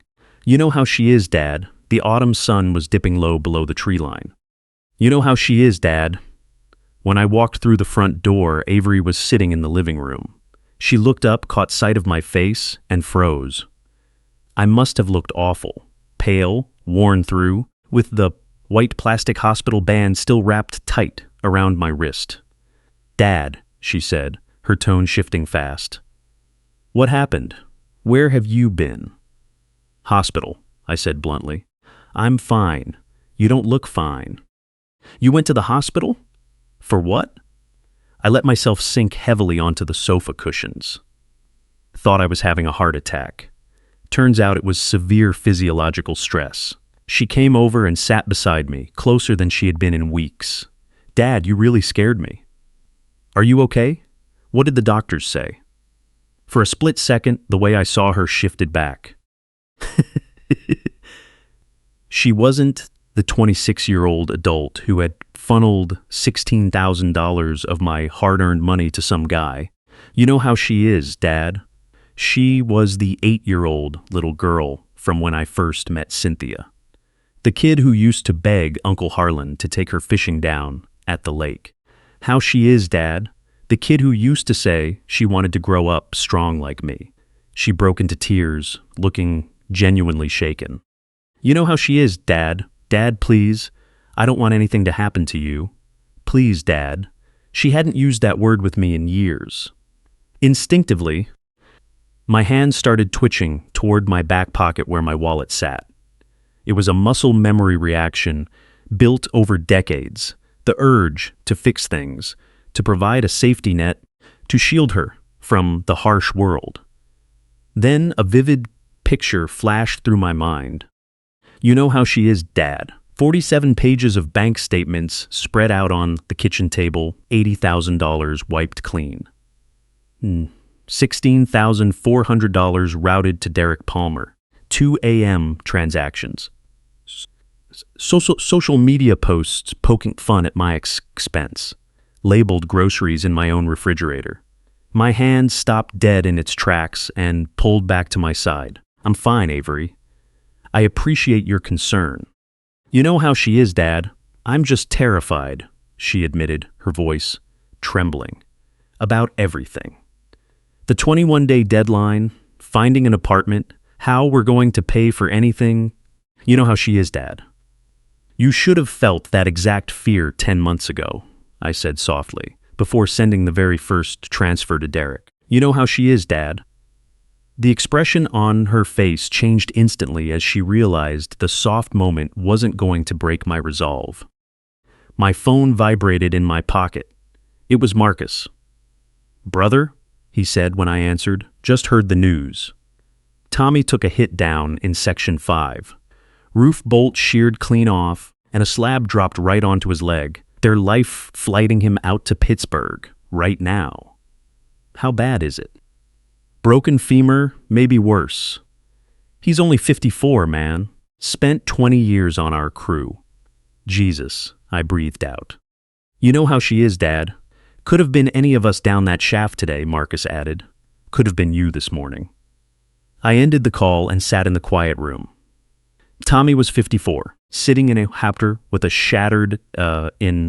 helicopter with a shattered leg, his physical career likely over in an instant. After 20 years down in the dark, what did he have to show for it? You know how she is, Dad. A battered body that only functioned when it felt like cooperating. You know how she is, Dad. If he made it to 62, maybe he'd see a partial pension payout. Here I was at 62, having given 38 long years to the rock. Coal dust settled in my chest, ringing in my ears.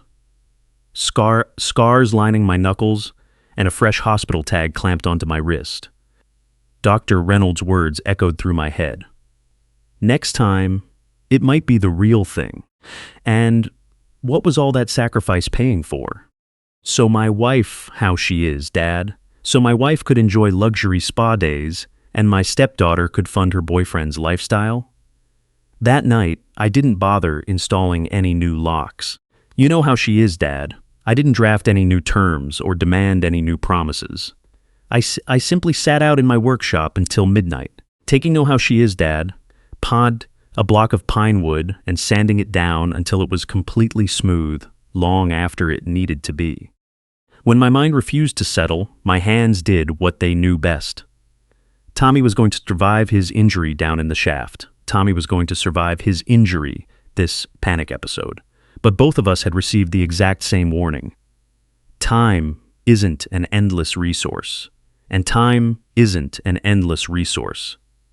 And I wasn't going to spend whatever time I had left being mined like a vein of coal. Day 12.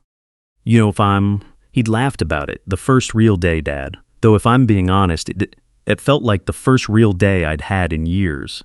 It was a day spent in my own home without having to manage a holiday, face a snowstorm, or navigate a medical crisis. Just breathing easy. On Friday, day 11, I stayed far away from the mine, following the doctor's explicit orders. Dr. Reynolds had recalibrated my medication and told me in no uncertain terms to take a day off and let my nervous system reset. I spent That morning, sitting out frost, watching a hot Ugmugs the porch, munning the autumn frost, melt off the railing as the sun crested the trees. No diesel engines, no rotary drills, no shouting over machinery. Down below. Schruffins, just the cold wind rustling through the bare branches and the steady, quiet rhythm of my own breathing. Cynthia and Avery made it on a point of keeping their distance. He'd do, Dad.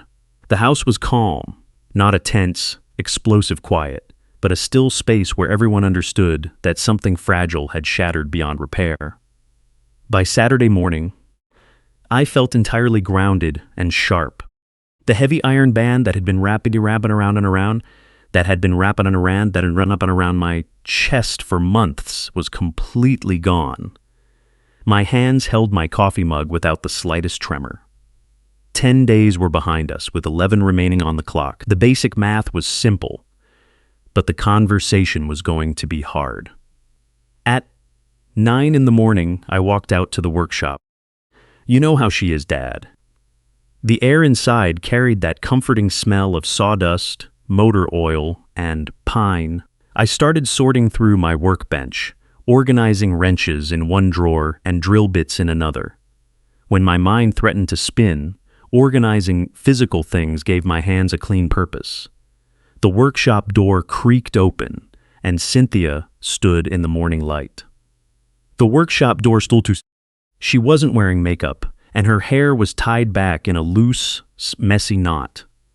She had on an old gray sweatshirt, one I hadn't seen her wear since she worked in the garden years ago. She looked worn down, older than her 52 years. "Harlan," she said softly, "please, can we talk?" I set my wrench down on the wooden bench and turned around. "All right." She stepped inside and shut the door behind her. The latch catching with a heavy click. Her voice sounded raspy. "I can't take this anymore. Dorothy left this morning. She called me weak. She told me I should have fought harder." "Fought for what?" I asked calmly. "For us," she cried out, tears welling up in her eyes instantly. "For this marriage. For our right to stay in our home." "You want to stay?" "I don't want to be thrown out like garbage," she sobbed. "You're being so incredibly cruel, Harlan." I took a slow, deep breath, anchoring myself. This was the real conversation. "Sit down, Cynthia." She lowered herself onto a wooden stool while I remained standing, not to loom over her, but because I needed to feel my feet planted firmly on the floorboards. "Let me be entirely clear," I said. "I am not throwing anyone out. I am putting an absolute end to a financial setup that was built on deception. It's the exact same thing." "No, it isn't," I replied, picking my words. "Dad, picking my words deliberately?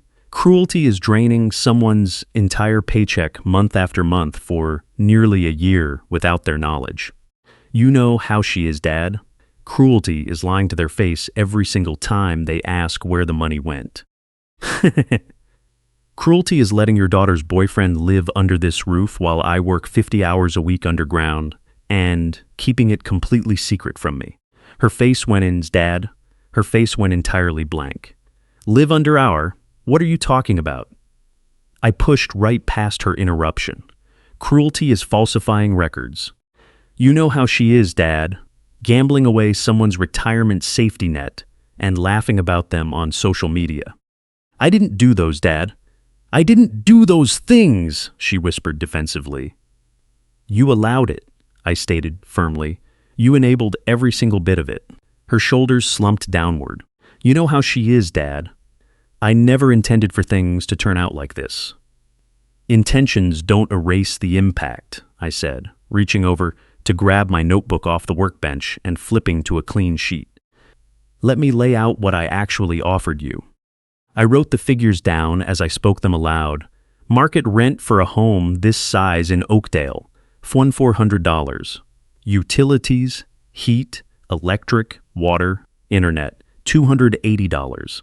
Property tax and insurance share, $150. Groceries, $400. I tallied up the bottom line. Actual monthly cost of living here, $2,230. I slid the notebook right in front of her. I asked you for $100 total. She stared down at the handwritten figures. You know how she is, Dad. That means by staying here under these terms, you would be saving over $100 every single month compared to the real world. That isn't cruelty, Cynthia. That was an extraordinary discount. Her voice trembled violently. We don't have $1,100. Then you adjust, I said softly. You take on full-time shifts. You know how she is, Dad. You split the responsibility, or you choose option 2 and move out.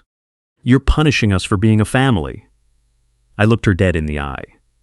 Family doesn't quietly siphon $80,000 without consent.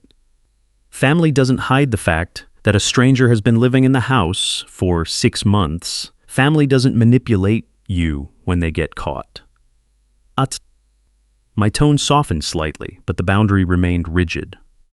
On Thursday, 950 feet underground, I thought I was having a fatal heart attack. Her eyes went wide. You went to the emergency room? They rushed me to the ER in an ambulance, I said. 3 hours of testing later, it turned out to be a massive panic attack. The doctor explicitly is Dad. The doctor explicitly told me that at 62, with my medical history, the next spike might not be panic. It might be the end of the line. I let those words hang in the workshop air between us. My father died at 58 from black lung. I am 62. Every single shift I step into down in that dark shaft could be my last. How she is, Dad. I have officially decided that I am not spending whatever years I have left being worked into an early grave to fund a lie. That isn't cruelty, Cynthia. That's survival. She wept silently, tears tracking down her worn face. I don't know how to fix any of this. I gave you a clear pathway, I replied. Whether you take it is up to you. You know how she is, Dad. If you can't make it work, then you pack your things and move on. Just like that? Just like that? Yes, I said. Just like that, after everything that's happened. She stood up slowly and walked out of the workshop, her head bowed. How she is? I stayed behind in the quiet space, listening to the silence. Around 2 that afternoon, you know how she is, Dad. I sat at the small desk in my bedroom while a soft rain began tapping against the window panes. The house below was dead quiet. That's when a thought crossed my mind. The smart doorbell camera. I had installed it at the front entrance months ago. Motion activated, saving event clips directly to the cloud. When was the last time I had actually checked the cloud storage? Sometime back in the spring, likely. I pulled up the application on my phone. Months of archived video clips loaded across the screen. I scrolled back through October. Everything looked normal. The mail carrier, me coming and going in my work gear. Then I scrolled into September. September 18th, 10:17 a.m. Motion detected. The video rendered and played. A young guy in his mid-20s, a motorcycle helmet tucked under his arm, walked casually up the steps and unlocked my front door with his own key. Timestamp. 10:17 a.m. You know how she is, Dad. I was 900 feet underground at that exact moment. My pulse started quickening as I scrolled further back. September 20th, 11:42 a.m. Same guy enters. September 24th, 1:23 p.m. Same guy. September 27th, 10:55 a.m. The pattern was unmistakable. Weekdays. You know how she is, Dad. Consistently between 10 in the morning and 3 in the afternoon, the exact hours I was pulled away on my shift. I checked August. 4 or 5 visits every single week. July, the exact same pattern. June, his first appearance logged on June 12th. 6 months. For 6 solid months. You know how she is, Dad. Derek Palmer had been casually walking into my house while I was breaking my back underground. My hands started trembling. Not from fear, but from a cold, sharp certainty. I tapped on another clip. September 18th, 3:45 p.m. Derek stepping out onto the porch. The camera caught his face in high definition. Full beard, leather jacket, a casual smirk. Avery walked into the frame right behind him, wrapping her arms around his neck and kissing him goodbye at the door, crystal clear. I leaned back hard against my chair. He wasn't just visiting, he was living here part-time. He had been using the electricity, water, and internet I paid for, eating the food I bought, taking hot showers fueled by my hard labor. All while I worked down in the coal dust. You know how she is, Dad, and not a single soul in this house had bothered to tell me. I selected 20 representative video files, downloaded them directly to a flash drive, and labeled the folder Evidence. You know how she is, Dad. Then I backed the whole file up to a secondary hard drive. Double redundancy. The sky outside darkened as the rain began falling harder against the glass. I stared at the desktop screen. The surge of blinding anger I expected never arrived. Anger requires shock. You know how she is, Dad, and my capacity for surprise had been completely drained 10 days ago. What I felt instead was total, absolute finality. The layers of truth sat exposed. The missing funds, the lies, the unauthorized house guest, the steady pattern. There was nothing left to uncover, nothing left to question. For the first time since this nightmare began, I didn't feel like I was reacting to their moves. How cheated. I felt entirely done, tired of being confused, tired of negotiating, tired of being the last person to know what was happening under my own roof. The rain kept coming down, steady and indifferent. I pulled the flash drive from the port, dropped it into the top desk drawer, and sat back in the dim room. Listening to the water hit the glass, you know how I knew one thing with absolute certainty. I wasn't angry anymore. How she is? I wasn't angry anymore. I was simply ready to cut them out of my life entirely and move forward. By the third week, every single mask had been ripped away completely. Day 15, Tuesday morning at 5:30 a.m. I was in the kitchen brewing coffee when Cynthia appeared in the doorway. It was obvious, Dad. It was obvious she hadn't slept a wink. Dark circles like bruises bruised the skin under her eyes, her hair was unbrushed, and a coffee stain marked her old sweatshirt. She held tight to the doorframe, her hands visibly shaking. Without a word of greeting, her voice came out razor sharp. You're going to regret this, Harlan. You know how she is, Dad. I poured my coffee directly into the thermos I'd carried. For 38 years, my movements steady and deliberate. Maybe so, but I regret the last 10 months a whole lot more. You know how she is, Dad. When you're sitting alone in this empty house eating dinner by yourself, she spat out. You'll wish. I've been eating dinner alone for months, Cynthia, I said smoothly. You just never bothered to notice. That afternoon, Avery tried a different angle. I was heading out to the workshop when she cornered me in the living room. Arms crossed, looking furious, she paced in short, agitated bursts. 3 steps one way, spin, 3 steps back. Her voice rose with every sentence. You know what? Fine. We're leaving. You know how she is, Dad, and everyone is going to find out exactly what kind of person you really are. You know how she is, Dad. I stopped moving, looked at her calmly, and waited. What kind of person am I, Avery? You abandoned your family. You're throwing us out onto the street over money. You know how she is, Dad. You can tell whatever story you like, I replied. But you'd better include the part about the $80,000 while you're at it. Nobody cares about that. You know how she is, Dad. Then you've got nothing to worry about, haven't you? You know how she is, Dad? Her mouth worked silently for a second before she spun round and stormed up the stairs. Day 16, Wednesday. Mid-shift breakdown at the mine. A pale November sun was trying to peek through the heavy cloud cover. I was sitting on a wooden bench outside the equipment shed when my phone buzzed in my pocket. Unknown number. Mr. Harlan Whitaker? A voice asked. Speaking, Mr. Whitaker, this is the security division at Capital One. We're calling regarding high-risk account activity on your file. My jaw set as I laid my sandwich down. What activity? A request to add an authorized user, Cynthia Whitaker, along with an immediate credit limit increase request from $5,000 to $15,000, submitted electronically at 9:43 this morning. Shut it down, I said instantly. Remove her name completely as an authorized user.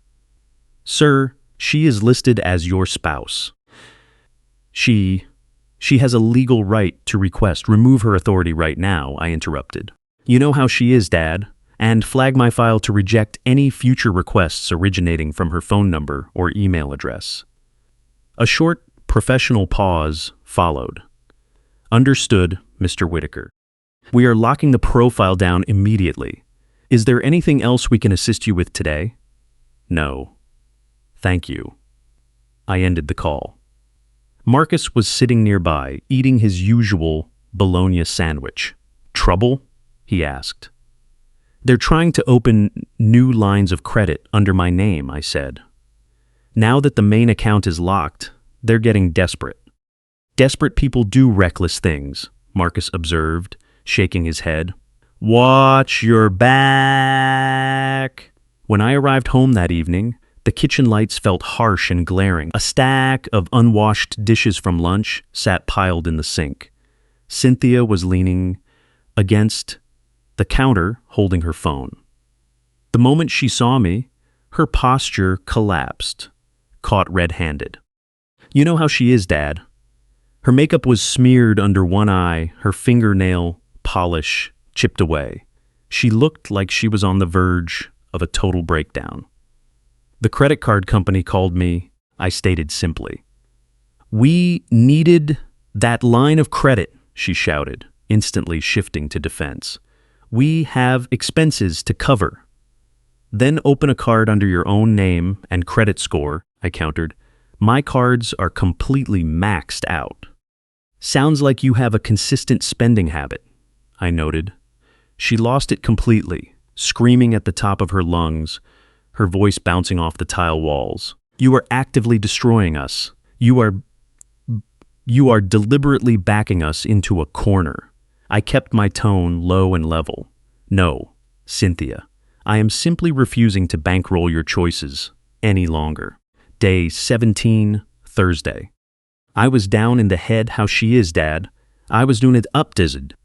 And the hallway at doing it upstairs and change out for heard Avery on her phone in the living room. When I overheard Avery on her phone in the living room. Her voice carried right through the doorway. Vanessa, hey! I was wondering if I could crash at your place for a couple of weeks. Things at home are getting kind of... A pause, followed by her friend's thin voice coming through the speaker. Ugh, I'm super busy right now, Avery.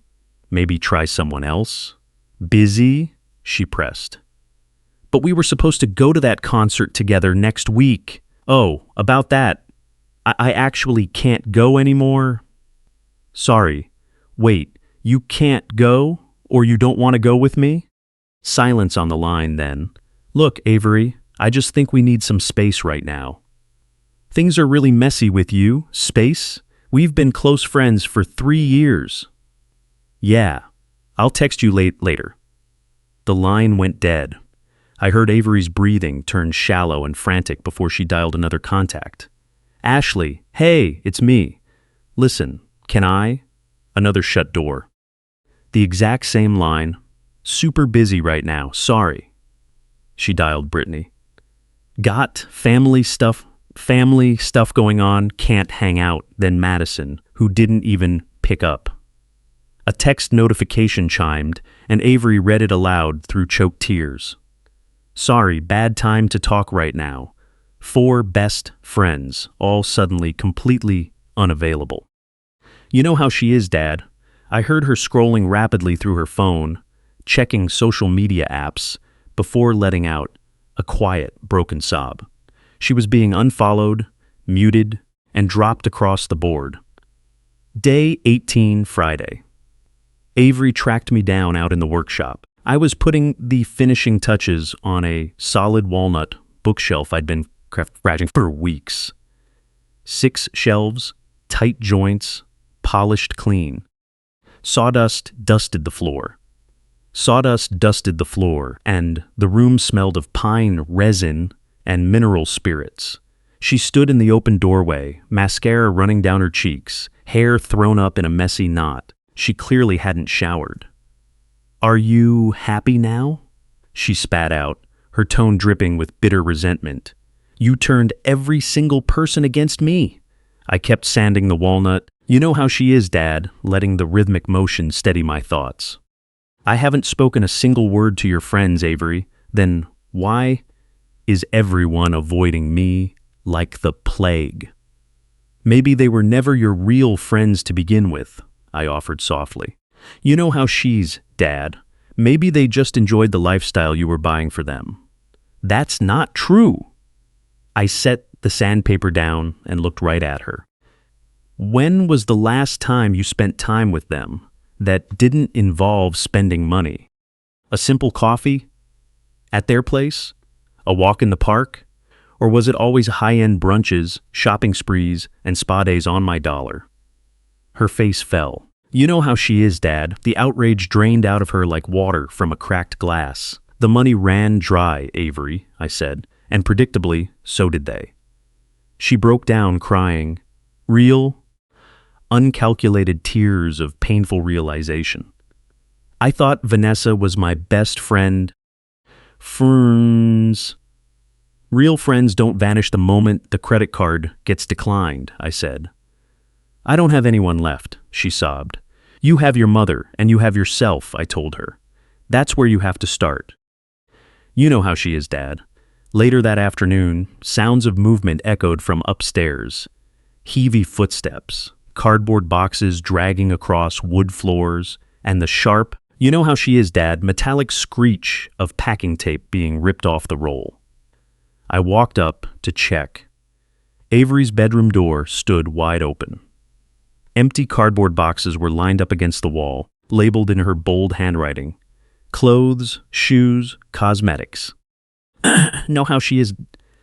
She was systematically folding garments and packing them into a duffel bag while Cynthia wrapped picture frames in old newspaper behind her. Moving out, Avery kept her eyes glued to her, folding, not looking up, as I stood there. "We don't have the money to pay rent and stay," she said quietly. "You know that." "I know. You won," she added. "This was never about winning or losing," I told her. "Then what was it for?" Survival. That night, I heard more boxes being shifted, drawers slamming, and tape being pulled. Cynthia's voice, giving hushed instructions. "You know how she is, Dad." Avery's footsteps pacing overhead. Out of curiosity, I pulled up Facebook Marketplace on my phone. Sure enough, there they were. The stationary exercise bike, listed an hour ago, $1,800, like new, priced to sell fast. The designer chair, $800, original plastic still attached, the 70-inch flat screen, $1,200, flawless condition. They were liquidating assets. 3 days left. The deadline was turning into physical reality. Day 19. A certified letter arrived in my hands, its contents laying out a final choice: protect myself legally or preserve the hollow illusion of this family. Day 19 brought the harsh, grating sound of packing tape being yanked from plastic rolls, from plastic rolls, alongside the hollow echoes of a house preparing to forget the people who had lived. lived in it.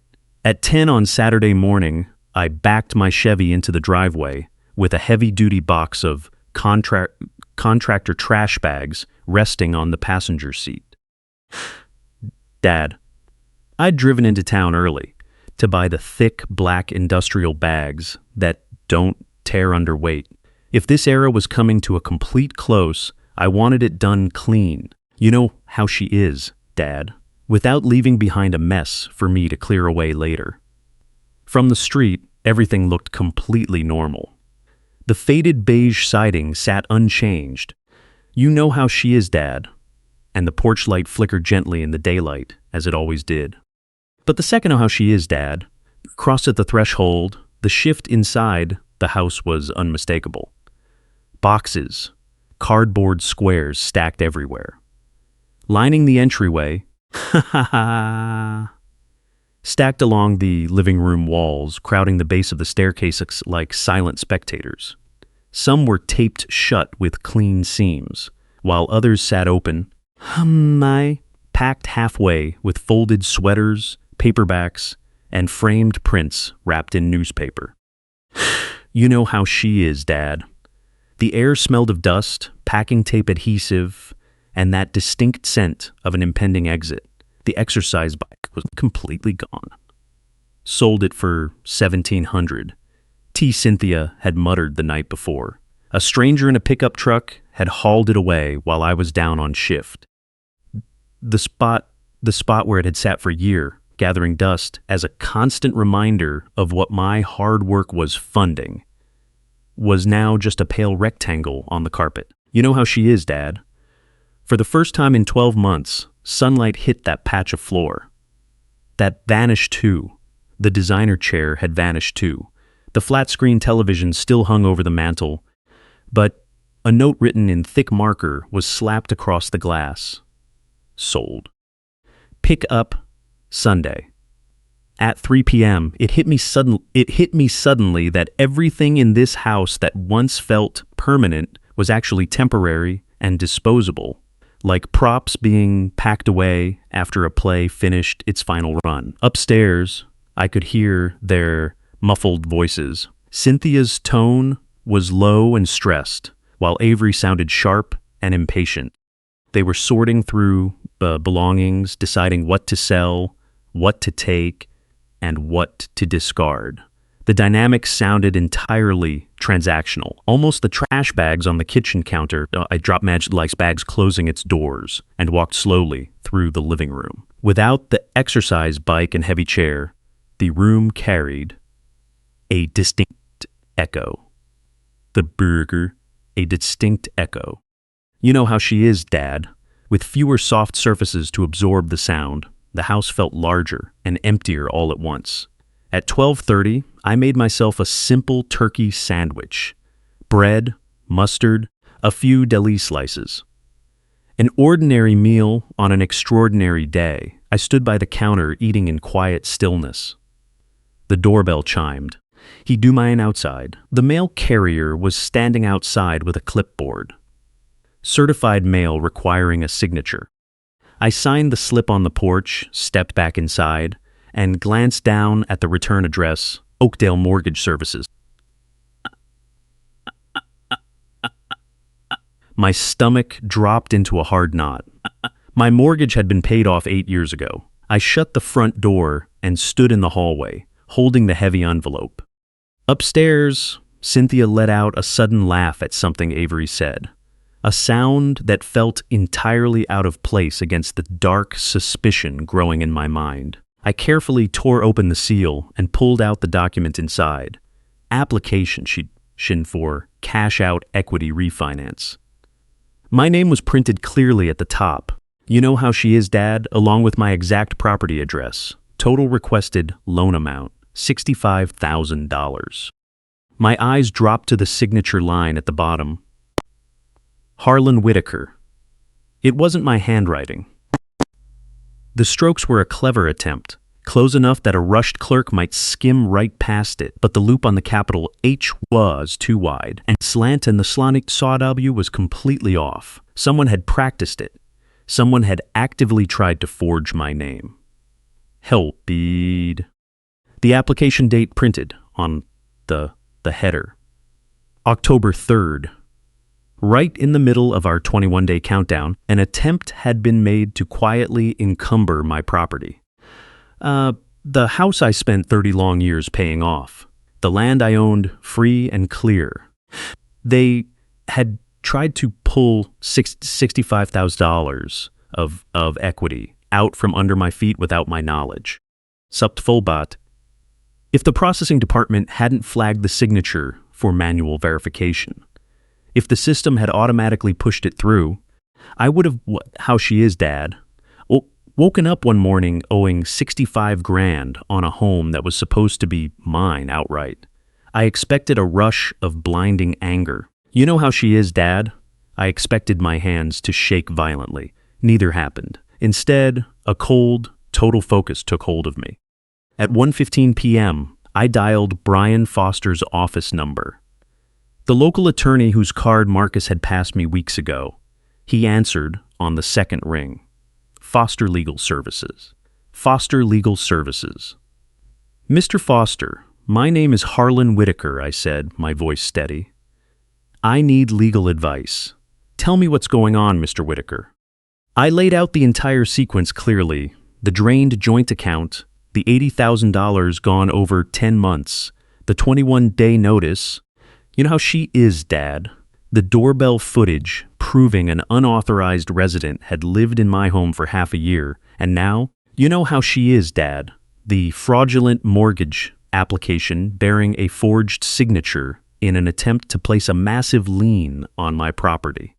Silence held the line for several seconds. For several seconds. Mr. Whitaker, Foster said carefully, what you are describing constitutes mortgage fraud and forgery of a legal instrument.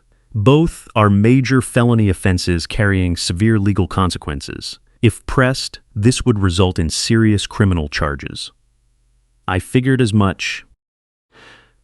My strong recommendation is to file an official police report immediately, Foster advised. Even if you choose not to pursue prosecution right now, you know how she is. You need an official paper trail established. If there are other attempts at identity theft or financial fraud, that documentation protects you. If you choose to press charges, you have a solid case. But that ultimate choice rests with you. I paused, paper in Dad. I paused, holding the paper in my hand. I'm not looking for revenge, Mr. Foster, I said softly. I just want peace. Then file the report, secure your evidence, and make it crystal clear that your boundaries are non-negotiable. That alone should be enough to close this chapter once and for all. Thank you, counselor, I said. I hung up the phone. Placed the forged application neatly inside my desk drawer alongside the flash drive and turned toward the stairs. I hung up the phone and stared at that letter once again. $65,000. At 2 was in the bedroom. I walked upstairs. Cynthia was in the bedroom, folding clothes into a suitcase. She glanced up, caught sight of the envelope in my hand, and instantly LaFay went deathly pale. Harlan, I held up the paper. Cash out refinance application, $65,000. My signature stamped right at the bottom, only I never signed it. She swallowed hard, looking smaller than I'd ever seen her. We were cornered, she whispered, her voice barely audible. We needed money to cover the rent you demanded. Who signed my name? I asked. Silence hung in the room. Was it you, or was it Avery? I did, she whispered, looking down at her hands. The room suddenly felt cramped, almost suffocating. It's our house, she insisted weakly. I was just attempting to access the equity we built up. It's my house, I corrected her calmly. My name is on the deed, and I paid off the mortgage. You falsified my signature on official documents to take out $65,000 in debt behind my back. I wasn't stealing. You committed mortgage fraud, I stated flatly. That is a federal felony, carrying 2 to 7 years in a penitentiary. She collapsed backward onto the edge of the mattress, her posture crumbling completely. You know how she is. I spoke with a lawyer an hour ago, I continued. He explicitly advised me to file a police report right now. Her eyes snapped open wide, filled with panic. You're going to have me arrested? I am filing the report, I said. Whether the state chooses to prosecute is out of my hands. Please, she begged. I kept my tone steady, completely unbothered by her panic. I'm not filing charges out of malice. Not because you don't deserve the consequences, but because I refuse to waste another second of my life wrapped up in courtroom drama. I don't want to attend hearings, I don't want to testify, and I don't want to live in the past. I want absolute finality. Tears streamed down her cheeks, ruining what was left of her makeup. So listen to me very carefully, I said. You know how she is, Dad. If the two of you aren't packed and completely off my property by Monday morning, or if you ever try to open a line of credit, loan, or account using my name again, I will release every shred of evidence I have to the authorities. The bank records, the security footage, and this letter right here. I held it up one last time. Do you understand me? She gave a single, terrified nod. On Noonshirts, I walked downstairs and called the Oakdale Police non-emergency line, placing an official record of the attempted fraud and signature forgery. They noted down the statement and informed me an officer would follow up on Monday. By evening, everything was documented and secured. The $80,000 drained from the joint account. Yo, how she is, Dad? Dozens of saved clips showing Derek slipping into my home over 6 months, and the forged loan application. I could have pushed for criminal charges right then and there. I could have dragged them through the judicial system and watched the legal fallout crush them. He'd laughed about it.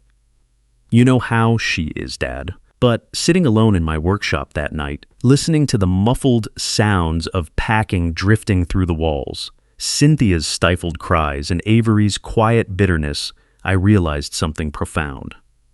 Legal retribution wouldn't give me back the 38 years I spent underground. You know how she is, Dad. It wouldn't restore the hearing damaged by heavy industrial drills, clear the dust from my lungs, or erase the deep scars on my knuckles. Seeking revenge requires massive energy, and I simply refused to spend any more of mine on them. All I wanted was my home, my identity, and my peace of mind restored.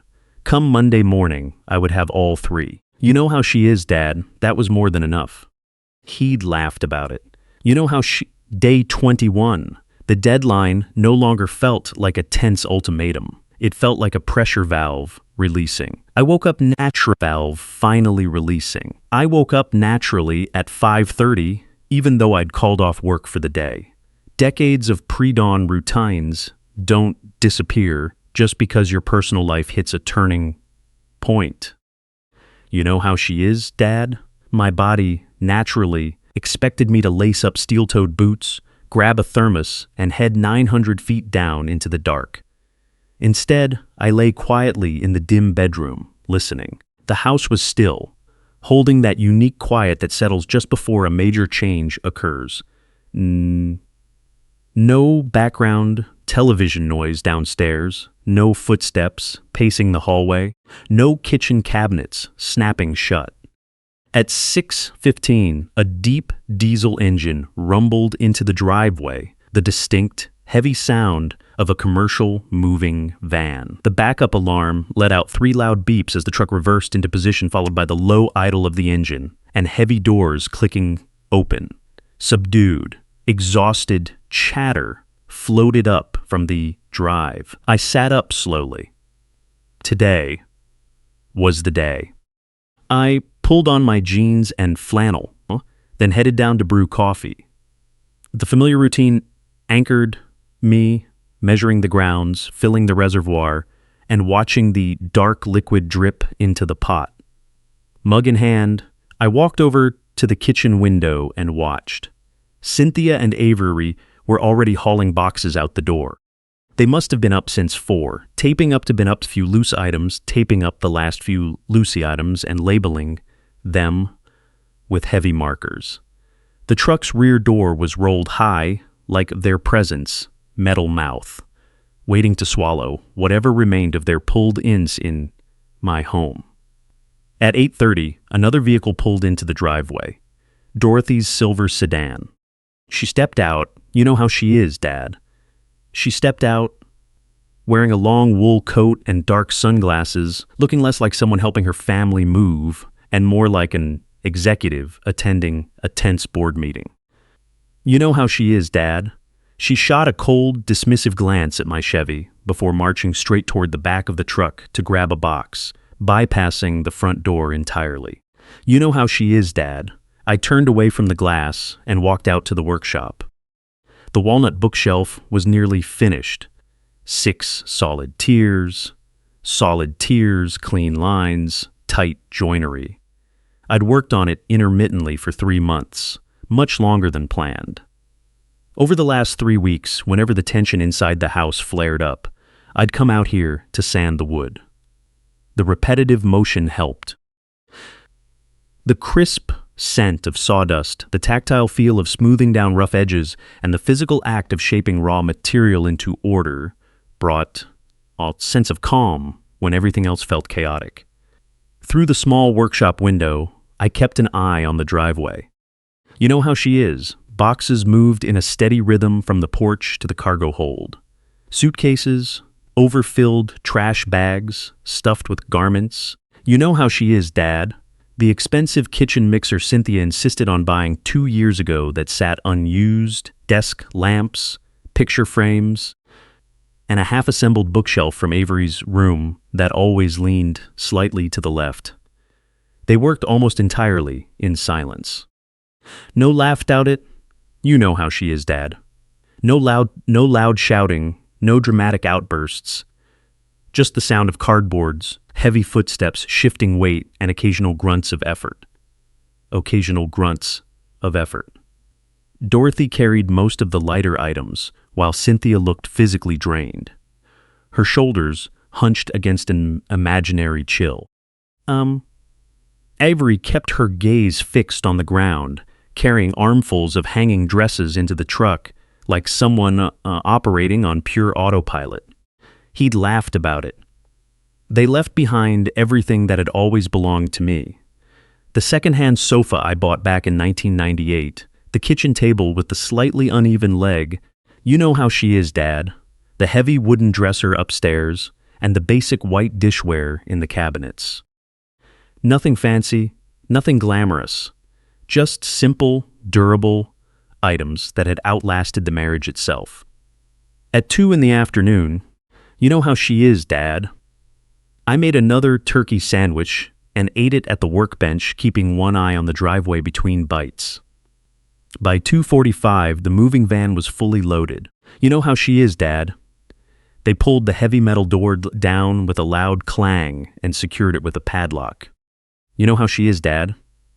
The 3 of them stood in the gravel for a moment, Dorothy gesturing sharply toward the house while Cynthia silently shook her head. Avery stood with her arms crossed, staring directly at her shoes.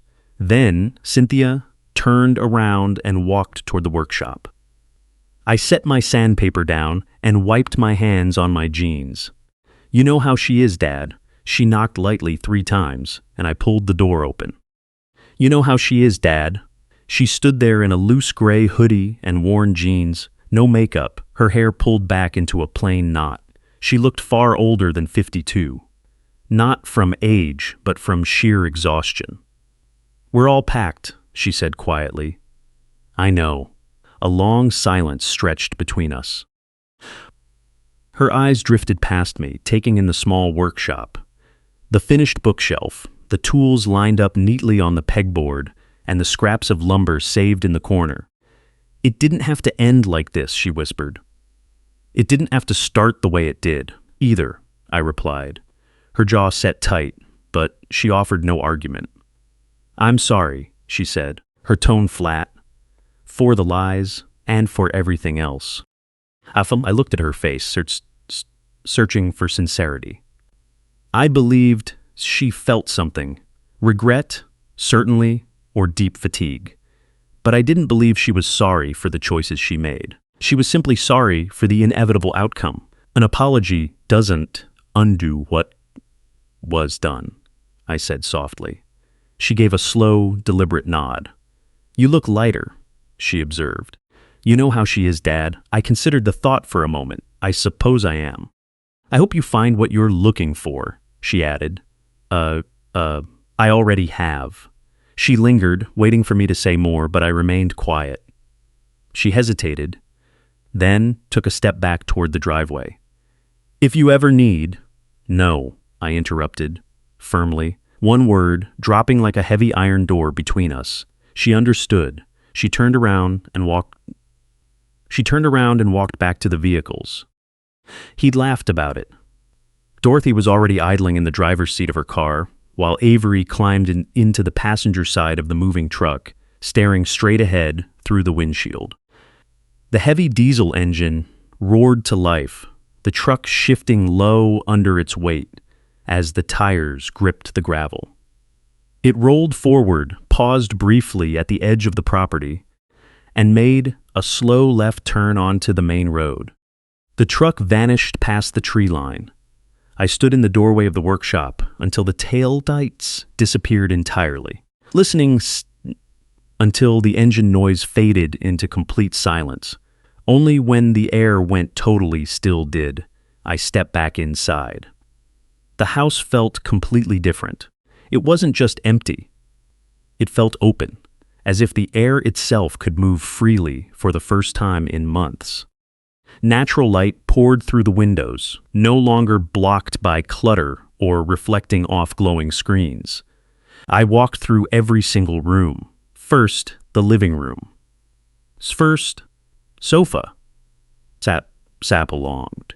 The one I bought 26 years ago, long before I ever met Cynthia, before Avery, before any of this transpired. The coffee table, you know how she is, Dad. The coffee crafted right here in the workshop, sat, polished, centered, cold winter night, polished, smooth on a cold wint yours before I ever considered sharing this space. The massive television was gone, leaving behind only the wall mount and a dark rectangle the maps were blocked the daylight, where it had blocked the daylight. You know how she is, Dad. My small collection of paperbacks rested neatly on the built-in shelves. Western novels by Louis L'Amour and Larry McMurtry about men who understood hard land and uncompromising decisions. Next, the kitchen. My basic dishware rested in the cabinets, and my coffee maker sat on the counter. I opened the refrigerator door. Those strips of tape, marked Harlan's. You know how she is, Dad. Do not touch in bold to the shelves. I peeled them off slowly, one by one, and tossed them into the trash bin. I didn't need labels anymore. Upstairs, Avery's bedroom sat bare, dust outlines marking where the heavy furniture had rested against the floorboards. You know how she is, Dad. Faint tape marks remained on the plaster where posters had been torn down. Cynthia's closet was completely cleared out, leaving only a few bare wire hangers dangling from the rod. On the top shelf, a solitary shoebox remained. Owns it down to find old photographs, Cynthia with her first husband, smiling, holding Avery as an infant, smiling in a life that existed long before our paths ever crossed. I closed the lid, carried the box downstairs, and set it neatly out by the curb with the trash bins, and set it neatly out by the curb, bin. Not out of spite, but for absolute closure. I returned to the living room and sat in my armchair by the window, the very chair Dorothy had occupied 3 weeks prior while trying to talk down to me in my own home. I sat there and just breathed. Busy No footsteps pacing overhead, no whispered conflicts echoing down the hall, no blaring television shows I had zero interest in watching, and no demands for money, favors, or extensions. The subtle click of the furnace cycling on, the gentle hum of the refrigerator, and the steady, "You know how she is, Dad," rhythmic ticking of the wall clock. The same clock that had hung there when I purchased this house back in 2001. For three long weeks, I had pushed toward this exact moment through confrontations, strict boundaries, and restless nights spent listening to whispers through the drywall. Now that it had arrived, I didn't feel a surge of wild celebration or smug victory. What I felt was vast, open space, like opening every window in a house that had been locked up tight for far too long. You know how she is, Dad. The November air outside was sharp and cold, but completely clear. I leaned back into the worn leather and let the quiet settle permanently into the walls. For the first time in 18 long months, I could draw a full deep breath without bracing for the next demand. So the house wasn't lonely. It was finally mine again. On my first night living alone, I locked the bedroom door out of pure force of habit. I stood there in the dark, my hand lingering on the brass knob, realizing I had spent months treating my own home like a bunker. There was nobody outside that door. You know how she is, Dad. Nobody was going to turn the handle at 3 a.m, slide down the hallway to pinch cash from my wallet while I slept, or whisper frantically on the phone behind a cracked door. The quiet was no longer heavy with tension. It was entirely peaceful. I unlocked the deadbolt. You know how she is, Dad. Pulled the door open a few inches and let the house breathe naturally. Tuesday morning, day 22. I woke up at 5:30, my internal clock still running on decades of industrial shifts. He'd laughed about it, but instead of swinging my legs out of bed to face another brutal 12-hour descent underground, I simply rested against the pillows for a few quiet moments. The house wasn't rushing me anywhere. I walked downstairs and brewed a fresh pot of coffee, listening to the gentle hiss of the machine. You know how she is, Dad.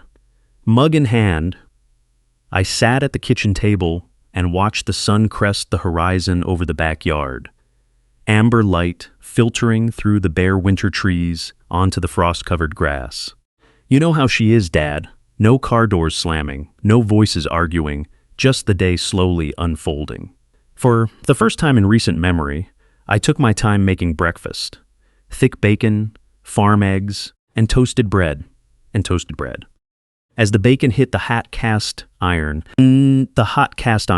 a rich aroma filled the kitchen, curling into the air. Cynthia used to despise that smell, claiming it seeped into the curtains and stayed for days.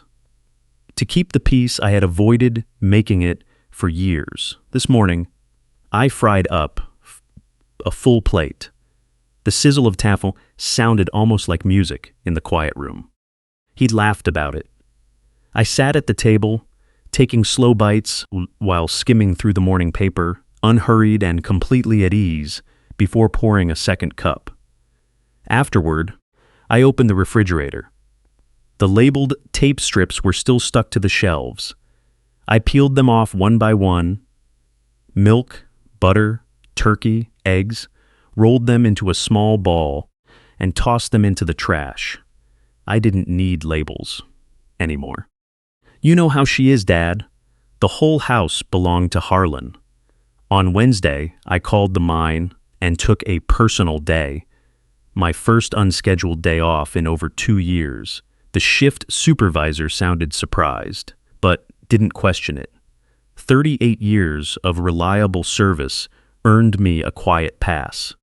You know how she is, Dad. I spent the entire day out in the workshop finishing the walnut bookshelf, sanding every edge to a satin finish and applying coats of clear lacquer.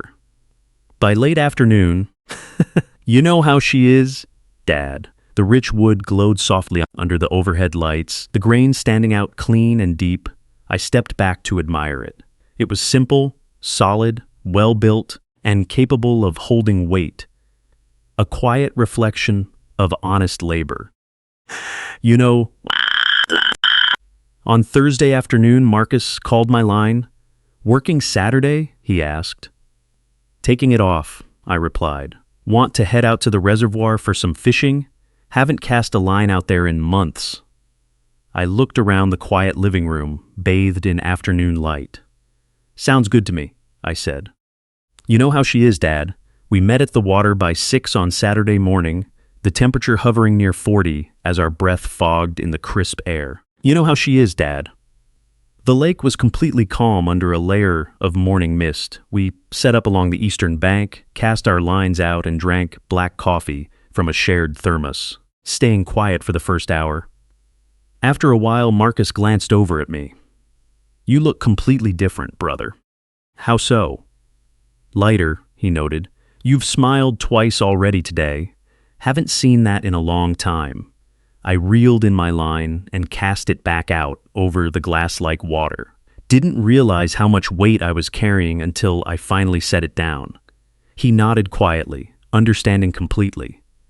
We fished until noon, caught a few bass, and threw them all back. "You know how she is, Dad." It wasn't about taking anything home. It was about enjoying the day. On Sunday evening, I invited Marcus over for dinner. The first guest in my home since Cynthia's departure. You know how she is, Dad. We grilled steaks on the back porch, the smell of wood smoke filling the cool night air, and drank cold beers in the living room. "Place feels different," Marcus observed, looking around. "It really does." "Planning to stay put?" "You know how she is, Dad. Paid off 8 years ago," I reminded him. "Why would I ever leave?" He raised his bottle. "To holding your ground." I clinked my bottle against his. "To holding your ground." Monday. Day 28, a full week since the moving van had cleared out. I was in the workshop running a hand plane over an oak board. You know how she is, Dad, crafting a small side table I'd been meaning to build when my phone chimed on the workbench. Unknown number. I almost let it go to voicemail, but an instinct pushed me to pick it up.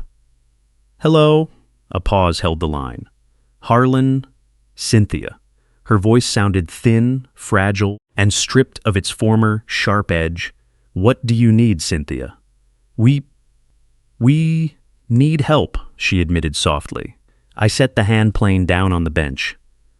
"We are entirely done, Cynthia." "I know," she rasped. "I know what you said. But we're in a terrible spot right now." I waited silently. "The apartment we found, it's a 2-bedroom, she explained, her voice trembling. "We're trying to split the lease three ways between me, Avery, and my mother. Dorothy is living with you." "She lost her house," Cynthia whispered. "Gambling debts? You know how she is, Dad. The bank foreclosed on the property." A bitter laugh almost escaped my throat. "Sounds familiar," I noted quietly. "Don't," she snapped, her voice breaking. "Please don't." I stayed silent. "The landlord is demanding a $2,000 security deposit up front," she continued desperately. We only have 900. Avery's new job doesn't start for 2 weeks, and the library is cutting my part-time hours." "Cynthia," I interrupted plainly. "You know how she is, Dad. Why are you calling my phone?" "Because I didn't know who else to turn to. Because we're desperate. And because you have the means." A long pause hung over the line. "So that's all I ever was to you," I said evenly. "A breathing bank account." "That's not fair." "Fair?" I kept my tone completely level. You siphoned $80,000 from my hard work, tried to forge a $65,000 loan against my home, let your daughter's boyfriend live under my roof secretly for 6 months, and 1 week after walking out, you call asking for more? "It's just $2,000. "As a loan. We'll pay you back." "No," I said. "Please. I am no longer your safety net, Cynthia. You know how she is, Dad. I am no longer your emergency reserve. You need to figure out your own lives." Her tone shifted into sharp resentment. "I thought you were better than this. I thought you actually cared about me. I thought you actually cared toward." "I cared for 18 solid months," I replied, "while you extracted everything you could get your hands on." "You're being heartless." "I am being clear." Silence stretched over the call once more. "I completely misjudged you," she stated bitterly. "I thought you were a good man." "I am a good man," I said. "Just not a fool for people who rob me. If that's how you choose to remember this, I don't care to remember any of it," I interrupted, and hung up the phone. I stood by the workbench, waiting for the familiar wave of guilt or the old reflex to step in and fix things. Nothing came, just absolute, quiet peace. I picked up the hand plane and resumed working the oak board, smooth and steady. That evening, I sat at the kitchen table with a notepad and drafted a list of simple personal goals. Learn dovetail joinery, go fishing once a week, visit my son Nathan in Colorado. It's been 3 years. Repair the back porch steps. Repair the back porch steps. Read through the Western paperbacks on my shelf. 5 clear, manageable goals that belonged entirely to me. 5 clear, manageable goals that belonged entirely to me. I stared at the page for a long time. Nothing extravagant, just steady, personal milestones I had put off for years because my energy and finances were being quietly drained elsewhere. Now I had the time, the resources, and the clear mental space. I closed the notebook and leaned back in my chair. The house was completely still. This wasn't about revenge or dramatic triumph. It was about taking complete ownership of my home, my labor, my time, and my future. For the first time in a very long time, everything ahead belonged more than enough. That was more than enough. Day 35. You know how she is, Dad? I thought the hardest moments were well behind me, but that was before Derek Palmer's motorcycle pulled up my driveway. It was a cold Tuesday evening in early December. How she is, Dad? The air carrying that sharp bite that settles right before frost hardens the ground. The sun had dipped behind the ridge 20 minutes prior. You know how she is, Dad? Turning the sky from a dull amber to a slate gray. I had just returned from a quick grocery run, parking my Chevy near the porch. I carried 2 plastic bags packed with basic essentials: milk, eggs, fresh bread, and a bag dark roast, Dad, and a bag of dark roast coffee, simple purchases enjoyed without worrying about a drained account. Halfway up the walkway, a noise caught my attention. You know how she is, Dad, not the smooth hum of a sedan, but the heavy, aggressive rumble of a motorcycle engine. I turned around it. You know how she is, Dad. I turned around to see a black cruiser-style bike roll up the gravel. The rider wore a dark leather jacket zipped to the chin, no helmet, and operated the machine with an arrogant familiarity that told me he had parked here many times before. Derek Palmer, 28, full beard, the exact face I had watched on security footage for 6 months. Saint Smad. You know how she is, Dad, the same man who had quietly absorbed $16,400 of my hard-earned money. He wasn't smiling. He didn't need to. His unannounced presence was meant as a direct statement. I set the grocery bags down on the top porch step and stood my ground, key ring resting in my palm, keeping 10 feet of space between us. The gravel crunched under his heavy boots as he dismounted, stepping toward me with his hands shoved deep into his jacket pockets, his breath plumbing in the freezing air. You Harlan Whitaker? He asked, already knowing the answer. I am. You're the guy who threw Avery and her mother out onto the street with nowhere to go. My voice remained steady. I provided 3 weeks' written notice with clear, reasonable terms. They chose to leave. Derek took another step closer. You think that makes you a big man? You know how she is, Dad. Ditching family over money makes you righteous? Taking $80,000 from a joint account and hiding a full-time resident in my house for 6 months isn't how family operates, I countered plainly. His jaw tightened hard. You owed them support. I owe nothing, I said. I funded $80,000 over 10 months while working 900 feet underground. You personally took $16,000 of that total. I have the paper trail. Close enough, he simply stepped closer. Close enough that I caught the stale smell of tobacco on his coat. Busy? Set to me. Listen to me, old man, he said, lowering his voice into a threat. You're going to fix this. You're going to hand over the $2,000 for Cynthia's apartment deposit right now. You know how she is, Dad, and you're going to apologize for acting like a selfish bastard. I reached into my jacket, pulled out my phone, unlocked the screen, and hit the emergency dial icon. Derek cut himself off mid-sentence. What the hell are you doing? I held up one finger, placed the phone to my ear, and listened as the connection went through. 9-1, what is your emergency? My name is Harlan Whitaker at 207 Maple Ridge Road, I said clearly. An unwanted individual is on my property making active threats. You know how she is. I need an officer dispatched immediately. Derek's eyes went wide. You called the cops? I ignored him entirely. Sir, are you in immediate danger? The operator asked. Not currently, but he is refusing to leave and making threats, I reported. Can you describe him? Male, late 20s, black leather jacket, riding a black motorcycle. His name is Derek Palmer. Derek let out a sharp curse, spun on his heel, and strode back to his bike. You know how she is, Dad. He threw his leg over the saddle, fired the loud engine, and shot me a cold glare across the driveway. You'll regret this, old man. He twisted the throttle hard, the rear tire kicking up loose gravel as he sped out onto Maple Ridge Road, the roar of the exhaust fading into the distance. The operator stayed on the line. Sir, you know how she is, Dad. Is the individual still on the property? He just fled, I said, but I have 6 months of security footage.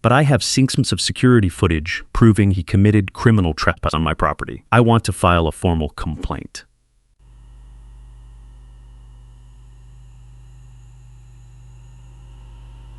An officer is en route to your location now, Mr. Whitaker. Stay on the line. I sat down on the porch step, resting the phone on my knee beside the groceries, and waited. He'd laughed about it. 8 minutes later, 2 patrol units pulled smoothly into the driveway, lights flashing quietly without sirens. Officer Reeves stepped out first, a stocky man in his mid-40s with a buzz cut and a no-nonsense demeanor, followed by Officer Carter, a younger deputy carrying a notepad. Mr. Whitaker? Reeves asked. That's me. You called regarding a trespass and threat involving Derek Palmer? You know how she do, Dad. He showed up uninvited, demanding money, and threatened me when I refused, I explained. Carter flipped his notebook open. Has he been on the property previously? You know how she is, Dad. Not since I discovered he was residing here without my consent while I was at work, I said. You know how she is, Dad. I have archived footage from June through September showing his unauthorized entries. Reeves raised an eyebrow. Can you access those files now? You know how she is, Dad. They're saved to my cloud storage, I said, pulling up the app and navigating to June 12th. I played the clip showing Derek unlocking the front door at 10:17 a.m. You know how she is, Dad. Then skipped forward to the afternoon clip showing Avery kissing him goodbye. Reeves watched the screen in silence while Carter took notes. You know how she is, Dad. How much money was transferred to him directly? Carter asked. 16. How she is, Dad. $16,400 via digital payments, I reported. I have the itemized bank statements inside. Reeves gave a firm nod.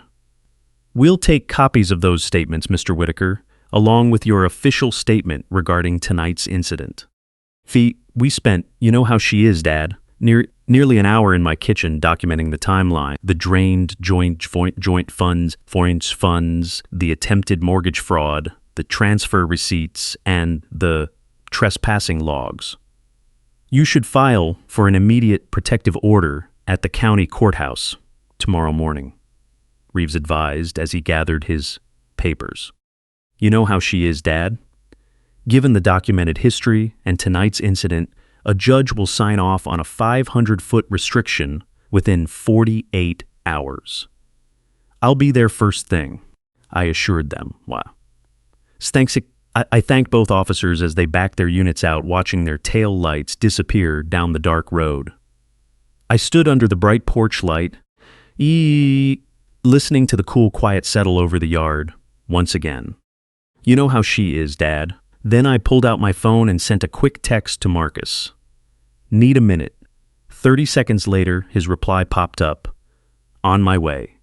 Have the coffee ready. He arrived 15 minutes later, asking 0 unnecessary questions. We stood out in the workshop while I poured black coffee into 2 worn mugs. He showed up? Marcus asked.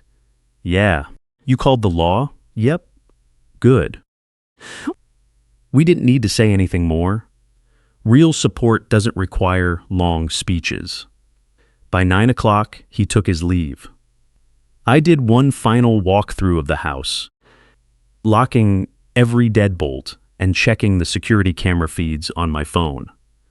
I placed the mortgage documentation, bank statements, and printed video stills neatly on the kitchen table, ready for the courthouse in the morning. I didn't feel shaken, and I didn't feel afraid. What I felt was absolute certainty. They tried intimidate tactics, and the tactics failed completely. The threats were over. The manipulation was finished. The old patterns, the guilt, the pressure, the subtle control were broken for good. Now came the work of establishing permanent legal boundaries, restoring order, and moving forward. He'd laughed about it. I switched off the kitchen lights, stood in the peaceful dark for a moment, then walked upstairs to bed, leaving the bedroom door unlatched. The house was completely quiet, and for the first time in years, I knew it would stay that way.